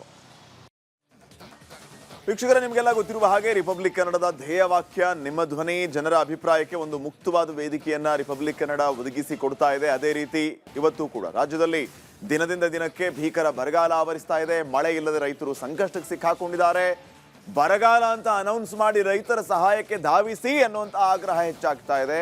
ಈ ಮಧ್ಯೆ ಸರ್ಕಾರ ಮೋಡ ಬಿತ್ತನೆಗೆ ಮುಂದಾಗಿದೆ. ಹಾಗಾದರೆ ಮೋಡ ಬಿತ್ತನೆಯಿಂದ ಮಳೆ ಸುರಿಯುತ್ತಾ, ರೈತರಿಗೆ ಅನುಕೂಲ ಆಗುತ್ತಾ? ಮೋಡ ಬಿತ್ತನೆ ಮಾಡಬೇಕಾ, ಮಾಡಬಾರ್ದಾ? ನಿಮ್ಮ ಅಭಿಪ್ರಾಯಗಳನ್ನು ಹಂಚ್ಕೊಳ್ಳೋದಕ್ಕೆ ಶುರು ಮಾಡಿ ವೀಕ್ಷಕರೇ. ಸ್ಕ್ರೀನ್ ಕೆಳಗಡೆ ನಂಬರ್ ಹೋಗ್ತಾ ಇದೆ, ನಂಬರ್ ನೋಟ್ ಮಾಡ್ಕೊಳ್ಳಿ, ಕಾಲ್ ಮಾಡಿ, ಮೆಸೇಜ್ ಮಾಡಿ. ಫಸ್ಟ್ ಕಾಲರ್ ರೆಡಿ ಇದ್ದಾರೆ, ಶಿರಾದಿಂದ ಶ್ರೀರಾಮ್ ಅಂತ. ನಮಸ್ಕಾರ ಶ್ರೀರಾಮ್ ಅವರೇ. ನಮಸ್ತೆ ಸರ್. ಎಸ್ ಸರ್, ತಮ್ಮ ಅಭಿಪ್ರಾಯ ಏನು? ಮೋಡ ಬಿತ್ತನೆ ಮಾಡಬೇಕಾ, ಮಾಡಬಾರ್ದಾ? ಮೋಡ ಬಿತ್ತನೆ ಮಾಡಬೇಕು. ಸದ್ಯಕ್ಕೆ ಫಸ್ಟ್ ಬರ ಘೋಷಣೆ ಮಾಡ್ಬೇಕು ಸರ್. ಬರ ಅಂತ ಯಾಕಂದ್ರೆ 3 ತಿಂಗಳಿಂದ ಬರ ನೋಡ್ತಾ ಇದೀವಿ. ನಿಮ್ಮಲ್ಲಿ ಮಾಧ್ಯಮಗಳಲ್ಲಿ ಕೂಡ ಹೇಳ್ತಾ ಇದಾರೆ. ಆದ್ರೆ ಸರ್ಕಾರ ಮಾತ್ರ ಕಿಂಚಿತ್ತೂ ಕಿವಿ ಕೊಡ್ತಾ ಇಲ್ಲ. ಅದೇನ್ ಮಳೆ ಬರ್ತೈತೆ ಅಂತ ಯೋಚನೆ ಮಾಡ್ತಾವ್ರೆ ಅನ್ನೋ ಗೊತ್ತಿಲ್ಲ ಅವರು. ಇಲ್ಲಿ ನೋಡಿ, ಬೆಳೆ ಇಟ್ಟು ಬೆಳೆ ನಷ್ಟ ಆಗಿದೆ ಮಳೆ ಬರ್ತಾರೆ. ಕೆಲವರು ಮಳೆ ಬಂದಿಲ್ಲ ಅಂತ ಹೇಳಿ ಬೆಳೆ ಇಟ್ಟಿಲ್ಲ. ನಾವೇ ನಿರಂತರ ಅಭಿಯಾನವನ್ನ ಮಾಡಿದ್ವಿ. ಬರ್ತಿದೆ ಬರಗಾಲ, ಬಂದ್ಬಿಟ್ಟಿದೆ ಬರಗಾಲ, ಬರಗಾಲ ಅಂತ ಘೋಷಣೆ ಮಾಡಿ ಅಂತ ರಾಜ್ಯ ಸರ್ಕಾರವನ್ನ ಎಚ್ಚರಿಸುವ ಕೆಲಸ ಮಾಡಿದ್ವಿ ಅಭಿಯಾನದ ಮೂಲಕ. ಆದ್ರೆ ಈ ಕ್ಷಣದವರೆಗೂ ಬರಗಾಲ ಅಂತ ಘೋಷಣೆ ಆಗ್ಲಿಲ್ಲ. ಈಗ ಮೊದಲು ಬರ ಘೋಷಣೆ ಮಾಡ್ಬೇಕು, ಆನಂತರ ಮೋಡ ಬಿತ್ತನೆ ಮಾಡ್ಬೇಕು. ಮೋಡ ಬಿತ್ತನೆ ಮಾಡ್ತಾರೆ, ಆದ್ರೆ ಎಲ್ಲಾ ಕಡೆ ಮಳೆ ಬರ್ಬೇಕಲ್ಲ ಸರ್. ಮೋಡ ಬಿತ್ತನೆ ಇವ್ರು ಮಾಡ್ಬೋದು, ಯಾವ್ದೋ ಕೆಲವು ಏರಿಯಾಗಳಲ್ಲಿ ಪ್ರಯೋಜನಕ್ಕೆ ಬರ್ಬೋದು, ಆದ್ರೆ ಇಡೀ ರಾಜ್ಯ ಎಲ್ಲ ಬರ್ಬೇಕಲ್ಲ ಸರ್. ಅದು ಕಷ್ಟವೇ ಇರುತ್ತೆ. ಆದ್ರೆ ಬರ ಘೋಷಣೆ ಮಾಡ್ಬೇಕು, ಆಮೇಲಿಂದ ಅವ್ರು ಏನನ್ನ ಮಾಡ್ಕೊಳ್ಳಿ. ಓಕೆ, ಥ್ಯಾಂಕ್ ಯು ಶ್ರೀರಾಮ್ ಅವರೇ, ಕರೆ ಮಾಡಿ ತಮ್ಮ ಅಭಿಪ್ರಾಯ ತಿಳಿಸಿದ್ದಕ್ಕೆ. ಶಿರ್ಸಿಯಿಂದ ಪ್ರಕಾಶ್ ಅಂತ ಕರೆ ಮಾಡಿದ್ದಾರೆ. ನಮಸ್ಕಾರ ಸರ್. ಸರ್ ನಮಸ್ಕಾರ. ಎಸ್ ಸರ್, ತಮಗೇನ್ ಅನ್ಸುತ್ತೆ ಸರ್? ರಾಜ್ಯ ಸರ್ಕಾರ ಮೋಡ ಬಿತ್ತನೆ ಮಾಡ್ಬೇಕಾ ಅಥವಾ ಬರ ಘೋಷಣೆ ಮಾಡ್ಬೇಕಾ? ಸರ್, ಈ ಟೈಮಿಗೆ ಮೋಡ ಬಿತ್ತನೆ ಬೇಕಾ ಸರ್ ನಮ್ಗೆ? ಯಾಕಂದ್ರೆ ಪಾಪ ಬಡವರು ಜ್ವಾಳ ಅವನ್ನೆಲ್ಲ ಹಾಕ್ಕೊಂಡಾರ, ಗೊಂಜಾಳ ಬರ್ತಾ ಇದ್ದೀಗ. ಈಗ ಮೋಡ ಬಿತ್ತನೆ ಮಾಡಿ ಇವರು ಮಳಿ ಬರ್ಸಿದ್ರು ಅಂದ್ರ ಗೊಂಜಾಳ ಪೂರ್ತಿ ನಿರ್ಮಾಣ ಆಗಿ ಹೋಗ್ತದೆ ಸರ್. ಅವಾಗ ಅವ್ರ ರೈತರು ಏನ್ ಮಾಡ್ಬೇಕು ಸರ್? ಈಗ ಯಾವಾಗ ಮಾಡ್ಬೇಕಾಯ್ತು? ಒಂದೂವರೆ ತಿಂಗಳು ಹಿಂಗ್ ಮಾಡ್ಬೇಕಾಯ್ತು ಸರ್ ಇದೆಲ್ಲ. ಈ ಟೈಮ್ನೇ ಮಾಡಿದ್ರು ರೈತರು ಹೊಟ್ಟೆ ಮೇಲೆ ಕಾಲ್ ಕೊಟ್ಟಂಗಲ್ಲ ಸರ್ ಇವ್ರು ಮಾಡ್ತಾ ಇರೋದು. ಅಂದ್ರೆ ಈಗ ಮೋಡ ಬಿತ್ತನೆ ಮಾಡಿದ್ರೆ ಇರೋ ಬೆಳೆನೂ ಹಾಳಾಗುತ್ತೆ ಅಂತ ನೀವು ಹೇಳ್ತಾ ಇದ್ದೀರಿ? ಇಲ್ಲ ಸರ್, ಈಗ ಬಂದಿರೋ ಬೆಳೆನೂ ಹಾಳಾಗ್ತಾವ ಸರ್. ನಾವು ಸಿರ್ಕೆಲಿ ನಮ್ಮಲ್ಲಿ ಅಡಿಕೆ ಐತಿ, ಭತ್ತ ಐತಿ ಸರ್, ಇಲ್ಲ ಅಂತಲ್ಲ. ಆದ್ರ ಬೈಲ್ಸಿನ ಕಡೆಗೆಲ್ಲ ಜ್ವಾಳ ಚೆನ್ನಾಗಿ ಬಂದಾವು. ಮೋಡ ಬಿತ್ತನೆ ಮಾಡೋದ್ರಿಂದ ಪಾಪ ಅವರು ರೈತರು ಪೂರಾ ಹಾಳಾಗಿ ಹೋಗ್ತಾರೆ sir. Fine sir, thank you Prakash ಅವರೇ, ಕರೆ ಮಾಡಿ ಅಭಿಪ್ರಾಯ ತಿಳಿಸಿದ್ದಕ್ಕೆ. ಶ್ರೀಹರ್ಷ ಅಂತ ಕರೆ ಮಾಡಿದ್ದಾರೆ ಬೆಂಗಳೂರಿನಿಂದ. ಸರ್ ನಮಸ್ಕಾರ. ನಮಸ್ತೆ. ಮೋಡ ಬಿತ್ತನೆ ಮಾಡಬೇಕು ಅನ್ನೋದು ಈಗ ಸರ್ಕಾರ ನಿರ್ಧಾರ ಮಾಡಿರೋದು ಸ್ವಾಗತಕರ. ಆದರೆ ಬರ ಪರಿಸ್ಥಿತಿ ಬಂದಿರೋದು ನಿನ್ನೆ ಮೊನ್ನೆಯಿಂದ ಅಲ್ಲ. ಆಲ್ಮೋಸ್ಟ್ ಮಾನ್ಸೂನ್ ಫೇಲ್ ಆಗಿರೋದು ಒಂದೂವರೆ ತಿಂಗಳ ಹಿಂದೆಯಿಂದಾನೇ ಗೊತ್ತಿದೆ. ಗೊತ್ತಿರುವಾಗ ಇವರು 4G ಎಕ್ಸಾಮ್ ತಗೊಂಡು ಟೆಂಡರ್ ಇಲ್ಲದೆ ಮೋಡ ಬಿತ್ತನೆಗೆ ಖರ್ಚು ಮಾಡಿ ಮೋಡ ಬಿತ್ತನೆ ಮಾಡುವುದು ಯಾಕೆ ಅನುಮಾನ ಬರೋ ಹಂಗ್ ಕಾಣ್ತಿದೆ. ಈಗ ಯಾಕಂದ್ರೆ ಮಳೆ ಬರ್ದೇ ಇರೋದು ನಮ್ಗೆ ಇವತ್ತಲ್ಲ, ಒಂದ್ ತಿಂಗಳಿಂದಾನೇ ಗೊತ್ತಿತ್ತು. ಹಾಗೆ ಅವರು ಪ್ರಿಪರೇಷನ್ ಮಾಡ್ಕೊಂಡು ಟೆಂಡರ್ ಕರೆದು ರೆಡಿಯಾಗಿ ಇಟ್ಕೊಬಹುದಿತ್ತಲ್ಲ ಅನ್ನೋದು ಒಂದು ನಮ್ ಚಿಂತನೆ ಆಗಿದೆ. Correct sir, thank you Shriharsha ಅವರೇ, ಕರೆ ಮಾಡಿ ಅಭಿಪ್ರಾಯ ತಿಳಿಸಿದ್ದಕ್ಕೆ. ಮತ್ತೊಬ್ಬ ಕಾಲರ್ ರೆಡಿ ಇದ್ದಾರೆ. ನಮಸ್ಕಾರ. ನಮಸ್ಕಾರ. ಎಸ್ ಸರ್, ತಮ್ಮ ಅಭಿಪ್ರಾಯ ಏನು? ಸುರೇಶ್ ಅವರೇ. ಸರ್ ನಮಸ್ಕಾರ. ಸರ್, ಮೋಡ ಬಿತ್ತನೆ ಎಷ್ಟು ಪ್ರಮಾಣದಲ್ಲಿ ಸಕ್ಸಸ್ ಆಗಿದೆ ಅಂತ ರಿಪೋರ್ಟ್ ಇಲ್ಲ ಅಲ್ಲ ಸರ್? ಇನ್ನೂ ಮಾಡೇ ಇಲ್ಲಲ್ಲ? ಅಲ್ಲ, ಈ ಹಿಂದೆ ಮಾಡಿರೋದು. ಈ ಹಿಂದೆ ಮಾಡಿದಾಗ ನಿರೀಕ್ಷೆ ಮಟ್ಟದಲ್ಲಿ ಫಲ ಕೊಡ್ಲಿಲ್ಲ. SM ಕೃಷ್ಣ ಗವರ್ಮೆಂಟ್ ಅಲ್ಲಿ ಮಾಡಿದ್ರು. ಮತ್ತೆ ಇದನ್ನ ನೋಡಿದ್ರೆ ಅನ್ಕುತ್ತ ಸರ್ಕಾರದವರು ಮತ್ತೆ ಮಿನಿಸ್ಟರ್ಗಳು ಒಂದು ದುಡ್ಡು ಹೊಡೆಯೋದು ಒಂದು ಸ್ಕೀಮ್ ಅಂತ ಅನಿಸ್ತೈತೆ ನನ್ನ ಅಭಿಪ್ರಾಯದಲ್ಲಿ. ಮತ್ತೆ ಈಗ ನೋಡ್ತಾ ಇದ್ದೀವಿ ನಾವು ವಿಧಾನಸಭೆಯಲ್ಲಿ ಯಾವುದೋ ಒಂದು ಪಕ್ಷದೂ ಸಹ ಇದುವರೆಗೆ ರೈತರ ಪರವಾಗಿ ಮತ್ತು ಬರಗಾಲದ ಪರವಾಗಿ ಒಂದೇ ಒಂದು ಧ್ವನಿ ಇರ್ತಿಲ್ಲ. ಅವರವರ ಸ್ವಾರ್ಥ ರಾಜಕೀಯನೇ ಕಾಣ್ತಾ ಇದೀವಿ ನಾವು. ಹೌದಾ ಸರ್? ಈಗ ಮಾತ್ರ ಸಹಮತ ಇದೆ ಸರ್ ನಿಮ್ದು? ಅದ್ರ ಬಗ್ಗೆ ಮೊದಲು ಸರ್ಕಾರ ಬರ ಪರಿಹಾರದ ಬಗ್ಗೆ ಮಾತಾಡಬೇಕು, ರೈತರ ಸಹಕಾರಕ್ಕೆ ಇರ್ಬೇಕು ಸರ್. ಮೋಡ ಬಿತ್ತನೆ ಎಲ್ಲೋ ಮಾಡ್ಬೋದು, ಯಾರೊಬ್ರು ಆ ಒಂದು ಅಕ್ಯುಮೆಂಟ್ ನನ್ನ ಪ್ರಕಾರ ಅದು ಯೂಸ್ ಮಾಡೋದಕ್ಕೋ ಅದರಿಂದ ಏನು ಬೆನಿಫಿಟ್ ತಗೊಳ್ಳೋದಕ್ಕೋ ಅನಿಸ್ತಾ ಇತ್ತು ಸರ್ ಇವತ್ತು. Fine sir, thank you Suresh ಅವರೇ, ಕರೆ ಮಾಡಿ ಅಭಿಪ್ರಾಯ ತಿಳಿಸಿದ್ದಕ್ಕೆ. ಮತ್ತೊಬ್ಬ ಕಾಲರ್ ಹಿಡಿದ್ದಾರೆ, ಮನು ಕುಮಾರ್ ಅಂತ ಹೇಳಿ. ನಮಸ್ಕಾರ ಮನು ಕುಮಾರ್ ಅವರೇ. ಸರ್ ನಮಸ್ತೆ ಸರ್. ಎಸ್, ತಮಗೇನ್ ಅನ್ಸುತ್ತೆ ಸರ್? ಮೋಡ ಬಿತ್ತನೆ ಮಾಡೋದಕ್ಕಿಂತ ಮುಂಚೆಲಿ ರೈತರುಗಳದು ಈಗ ಆಲ್ರೆಡಿ ಸಂಕಷ್ಟಕ್ಕೆ ಬಂದಿದ್ದಾರೆ. 3 ತಿಂಗಳಾಗಿದೆ. ಸಂಕಷ್ಟಕ್ಕೆ ಆಲ್ರೆಡಿ ಸರ್ಕಾರ ಗೊತ್ತಿದೆ. ನಮ್ಮ ಚಿತ್ರದುರ್ಗ ಜಿಲ್ಲೆಗೆ CM ಅವರು 2 ದಿನ ಭೇಟಿ ಮಾಡ್ಕೊಂಡಿದ್ರು. ಇಡೀ ಚಿತ್ರದುರ್ಗನೇ ಬರಪೀಡಿತ ಅಂತ ಘೋಷಣೆ ಮಾಡ್ತೀವಿ ಅಂತ ಹೇಳಿದ್ರೆ ಇವತ್ತಿನವರೆಗೂ ಘೋಷಣೆ ಮಾಡಿಲ್ಲ. ದಯಮಾಡಿ ಚಿತ್ರದುರ್ಗ ಜಿಲ್ಲೆ ಹೊಸದುರ್ಗ ತಾಲೂಕು ಆದ್ರೂ ಫುಲ್ ಬರಪೀಡಿತ ಸರ್. ನಮ್ಮಲ್ಲಿ ಸಾವಯವ ಕೃಷಿ ಅವಲಂಬಿತ ಕೊಟ್ಟಿದ್ದಾರೆ. ಆದ್ರೆ ಆಲ್ರೆಡಿ ಸಾವೇ ಹೆಚ್ಚಿನದಾಗಿ ಬೆಳಿತಿದ್ದಾರೆ ರೈತರುಗಳು. 2 ಬೆಳೆನೂ ಇಲ್ದಂಗಾಗಿದೆ ಸರ್. ಈಗ ಮೋಡ ಬಿತ್ತನೆ ಮಾಡಿದ್ರು ಸಮೇತ ನಮಗೆ ಯೂಸ್ ಆಗಲ್ಲ ಸರ್ ಅದು. ಫೈನ್, ಥ್ಯಾಂಕ್ ಯು ಮನುಕುಮಾರ್ ಅವರೇ. ಕಲ್ಯಾಣ್ ಕುಮಾರ್ ಅಂತ ಮತ್ತೊಬ್ಬ ಕಾಲರ್ ಇದ್ದಾರೆ, ತರೀಕೆರೆಯಿಂದ ಕರೆ ಮಾಡಿದ್ದಾರೆ. ನಮಸ್ಕಾರ ಕಲ್ಯಾಣ್ ಕುಮಾರ್ ಅವರೇ. Okay sir, okay, thank you sir. ಮತ್ತೇನಿಲ್ಲ ಸರ್, ಇದು ಮೋಡ ಬಿತ್ತನೆ ಬಗ್ಗೆ ಎಷ್ಟು ಮಟ್ಟಿಗೆ ಸಕ್ಸಸ್ ಆಗಿದೆ ಅಂತ ನೋಡ್ಕೊಂಡ್ಬಿಟ್ಟು ಅವರು ಜನಗಳ ಹಣನ ವೆಚ್ಚ ಮಾಡಬೇಕು. ಇದು ನನ್ನ ಅಭಿಪ್ರಾಯ. ಯಾಕಂದ್ರೆ ಈಗ ಮೊದಲು ಬಂದಿದ್ದ ರಿಸಲ್ಟ್ಗಳು ಎಷ್ಟು ಪಾಸ್ ಆಗಿದೆ ಅಂತ ಫಸ್ಟ್ ನೋಡ್ಬೇಕು. ಕರೆಕ್ಟ್.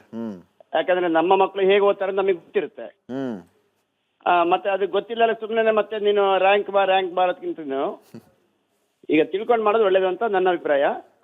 ಇದಕ್ಕೆ ರೈತರು ಮತ್ತೆ ಎಲ್ರದೊಂದು ಒಪಿನಿಯನ್ ತಗೊಂಡ್ ಮಾಡೋದು ಒಳ್ಳೇದು, ತುಂಬಾ ಒಳ್ಳೇದು. ಯಾಕಂದ್ರೆ ಸಾರ್ವಜನಿಕರ ಹಣ 27 ಕೋಟಿ ಅಂದ್ರೆ ಸುಮ್ಮನೆ ಅಲ್ಲ.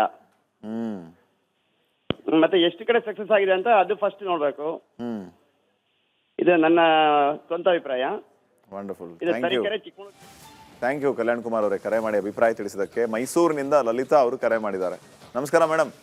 ನಮಸ್ಕಾರ. ಏನನ್ಸುತ್ತೆ ನಿಮ್ಗೆ, ಮೋಡ ಬಿತ್ತನೆ ಮಾಡ್ಬೇಕಾ ಮಾಡಬಾರ್ದಾ? ಇವಾಗ ಮಾಡಿದ್ರೆ ಏನ್ ಪ್ರಯೋಜನ ಆಗಲ್ಲ ಅನ್ಸುತ್ತೆ. ಇಷ್ಟೊತ್ತಿಗೆ ಮೊದ್ಲೇ ಮಾಡ್ಬೇಕಾಗಿತ್ತು ಸರ್. ಇವಾಗ ಮಾಡಿ ಏನ್ ಪ್ರಯೋಜನ? ಈಗೆಲ್ಲ ಮುಗ್ದೋ ಬಂತು ಟೈಮು. ಈಗ ಮಳೆಗಾಲನೇ ಮುಗಿತಾ ಬಂತು. ಇವ್ರೇನ್ ಮೋಡನೆ ಬಿತ್ತನೆ ಮಾಡಿ ಎಲ್ಲ ಕಡೆ ಎಲ್ಲಿ ಮಳೆ ಬರ್ಸಕ್ಕಾಗತ್ತೆ? ಈಗ ನಮಗೆ ಜನ ಫೋನ್ ಮಾಡ್ತಿದಾರಲ್ಲ, ಅವ್ರು ಹೇಳ್ತಾ ಇರೋದೇನಂತಂದ್ರೆ ಈಗ ಏನು ಪ್ರಯೋಜನ ಇಲ್ಲ, ಸುಮ್ನೆ ಈ ಸರ್ಕಾರದವ್ರು ಮೋಡ ಬಿತ್ತನೆ ಮಾಡಿದ್ವಲ್ಲ ಅಂತ ವರದಿ ತೋರಿಸಿ ದುಡ್ಡು ಹೊಡೆಯೋದಕ್ಕೆ ಇದನ್ನ ಮಾಡ್ತಿದ್ದಾರೆ ಅಂತ ಹಲವರು ಅಭಿಪ್ರಾಯ ಹೇಳ್ತಾ ಇದಾರೆ. ನಿಮ್ಗೆ ಹಂಗ ಅನ್ಸುತ್ತಾ? ಹೌದು, ಇವ್ರು ದುಡ್ಡು ಮಾಡ್ಕೊಡಕ್ಕೆ ಈ ತರ ಹೇಳ್ತಾ ಇರೋದವ್ರು. ಎಲ್ಲಾದ್ರೊಳಗೂ ತಿಂದ್ರು, ಇದ್ರೊಳಗೂ ಒಂದಿಷ್ಟು ತಿಂದ್ರು. ಫೈನ್, ಥ್ಯಾಂಕ್ ಯು ಲಲಿತಾ ಅವರೇ ಕರೆ ಮಾಡಿ ಅಭಿಪ್ರಾಯ ತಿಳಿಸಿದಕ್ಕೆ. ಚಾಮರಾಜನಗರದಿಂದ ಮುನೇಂದ್ರ ಅಂತ ಕರೆ ಮಾಡಿದ್ದಾರೆ. ನಮಸ್ಕಾರ ಮುನೇಂದ್ರ ಅವರೇ. ಸರ್ ಹೇಳಿ. ಇಲ್ಲಿ ಜಿಲ್ಲಾ ಉಸ್ತುವಾರಿ ಸಚಿವರು ಇದ್ದಾರೆ, ಬಟ್ ಪ್ರಯೋಜನ ಇಲ್ಲ. ಪುಟ್ಟರಂಗಶೆಟ್ಟರು ಮತ್ತೆ ಇಲ್ಲಿ ಬರ ಪರೀಕ್ಷೆ ಮಾಡ್ತೀನಿ ಅಂತ ಹೇಳ್ಬಿಟ್ಟು ಅವರು ಸುಮ್ನೆ ಬಂದು ಕಾಟಾಚಾರಕ್ಕೆ ಬಂದು ಹೋಗವ್ರೆ. ಈ ಮೋಡ ಬಿತ್ತನೆ ಮಾಡ್ತಾನೆ ಅಂತ ಹೇಳಿದ್ದಾರೆ, ಬಟ್ ಅದು ಅಸ್ಸಾಂ ಪ್ರಶ್ನೆ ಸರ್ಕಾರದಲ್ಲೂ ಮಾಡಿದ್ರು. ಅವೇನು ಅಪಾರವಾದಂತ ಏನ್ ಮಳೆ ಏನೂ ಆಗ್ಲಿಲ್ಲ. ಬಟ್ ಇವಾಗ ಏನಾಗಿದೆ ಅಂದ್ರೆ ಮೋಡ ಬಿತ್ತನೆ ಮಾಡ್ಲಿ, ಅದು ಮಾಡೋದ್ ಬೇಡ ಅಂತ ನಾವ್ ಹೇಳ್ತಾ ಇಲ್ಲ. ಬಟ್ ರೈತರ ಬಗ್ಗೆ ಬಹಳ ಕಾಳಜಿ ಉಳಿಸ್ಬಿಟ್ಟು ಅವ್ರು ಮೋಡ ಬಿತ್ತನೆ ಮಾಡ್ಲಿ. ಓಕೆ, ಥ್ಯಾಂಕ್ ಯು ಮುನೇಂದ್ರ ಅವರೇ ಅಭಿಪ್ರಾಯ ತಿಳಿಸಿದಕ್ಕೆ. ಮತ್ತೊಬ್ಬ ಕಾಲರ್ ರೆಡಿ ಇದ್ದಾರೆ. ನಮಸ್ಕಾರ. ಫೈನ್, ಕರೆ ಕಟ್ಟಾಗಿದೆ. ಸಾಕಷ್ಟು ಸಂಖ್ಯೆಯಲ್ಲಿ ಕರೆಗಳು ಬರ್ತಾ ಇದೆ. ಹೇಳ್ತಾ ಇರೋದು ಏನು ಅಂತಂದ್ರೆ, ಈಗ ಸದ್ಯಕ್ಕೆ ಮೋಡ ಬಿತ್ತನೆ ಮಾಡೋದ್ರಿಂದ ಆಗುವಂತ ಪ್ರಯೋಜನ ಏನು? ಮಾಡೋ ಹಂಗಿದ್ರೆ 2 ತಿಂಗಳ ಹಿಂದೆನೇ ಮಾಡಬೇಕಾಗಿತ್ತು. ಈಗ ಸಕಾಲವೂ ಅಲ್ಲ ಇದು ಮೋಡ ಬಿತ್ತನೆ ಮಾಡೋದಕ್ಕೆ. ಬಂದಿರುವಂತ ಬೆಳೆಯೂ ಕೂಡ ಹಾಳಾಗುತ್ತೆ. ಇಂತಹ ಸಂದರ್ಭದಲ್ಲಿ ಸರ್ಕಾರ ಏನ್ ಮಾಡುತ್ತೆ? ಇದರ ಅಗತ್ಯ ಇದೆಯಾ ಅನ್ನುವಂಥ ಪ್ರಶ್ನೆಯನ್ನ ಮಾಡ್ತಾ ಇದ್ದಾರೆ. ಮೋಡ ಬಿತ್ತನೆಗೆ ಸರ್ಕಾರ ಮೀಸಲಿಟ್ಟಿರುವಂತಹ ದುಡ್ಡು ವೀಕ್ಷಕರೇ ಬರೋಬ್ಬರಿ 27 ಕೋಟಿ ರೂಪಾಯಿ. ನಾಳೆಯಿಂದ ಆರಂಭ ಆಗ್ತಾ ಇದೆ. 27 ಕೋಟಿ ರೂಪಾಯಿ ವೆಚ್ಚದಲ್ಲಿ ಮೋಡ ಬಿತ್ತನೆ ಸರ್ಕಾರ ಮಾಡುತ್ತಂತೆ. ಈ ಇಷ್ಟೊತ್ತಿನವರೆಗೂ ಕೇಳಿಸ್ಕೊಂಡ್ರಿ ನೀವು ಜನಾಭಿಪ್ರಾಯದಲ್ಲಿ ಜನ ಫೋನ್ ಮಾಡಿ ಯಾಕೆ ಬೇಕು ಮೋಡ ಬಿತ್ತನೆ ಮಾಡಿದ್ದೀವಿ ಅಂತ ಹೇಳಿ ದುಡ್ಡು ಹೊಡೆಯೋದಕ್ಕೆ ಈ ರೀತಿ ಮಾಡ್ತಾ ಇದ್ದಾರೆ ಅನ್ನೋಂಥ ಆರೋಪವನ್ನ ನೇರವಾಗಿ ಜನ ಮಾಡ್ತಾ ಇದ್ದಾರೆ. ಸರ್ಕಾರ ಇವೆಲ್ಲವನ್ನು ಕೇಳಿಸ್ಕೋಬೇಕು. ಬರಗಾಲ ಅಂತ ಘೋಷಣೆ ಮಾಡಿ ರೈತರ ಸಹಾಯಕ್ಕೆ ಬನ್ನಿ ಅಂತಂದ್ರೆ ನಾವು ಮೋಡ ಬಿತ್ತನೆ ಮಾಡ್ತೀವಿ ಅಂತ ಹೇಳ್ತಿದಾರಲ್ಲ, ಇದು ಯಾವ ಲೆಕ್ಕ ಅಂತ ಪ್ರಶ್ನೆಯನ್ನ ಮಾಡ್ತಾ ಇದ್ದಾರೆ. ನೋಡೋಣ ಸರ್ಕಾರ ಏನ್ ಮಾಡುತ್ತೆ ಅಂತ ಹೇಳಿ. ಇದಾಗಿತ್ತು ಇವತ್ತಿನ ನಿಮ್ಮ ಧ್ವನಿ ಪ್ರೈಮ್ ನ್ಯೂಸ್. ನೋಡ್ತಾ ಇರಿ ರಿಪಬ್ಲಿಕ್ ಕನ್ನಡ, ಇದು ನಿಮ್ಮ ಧ್ವನಿ. ನಮಸ್ಕಾರ. ಆರೋಗ್ಯ ಹಾಗೂ ನ್ಯೂಟ್ರಿಷನ್ ಸಿಗುತ್ತೆ, ನೋಡಿ ಬಾಡಿ ಸ್ಟ್ರಾಂಗ್ ಆಗುತ್ತೆ. ಸ್ವಲ್ಪ ತಿಂದು ಹಸಿವು ನಿಗುತ್ತೆ, ಡೈಜೆಷನ್ಗೆ ಇಲ್ಲ ಅಪಾಯ. MDH ಸೋಯಾ ಟೀ ಅಸಲಿ ಪ್ರೋಟೀನ್. MDH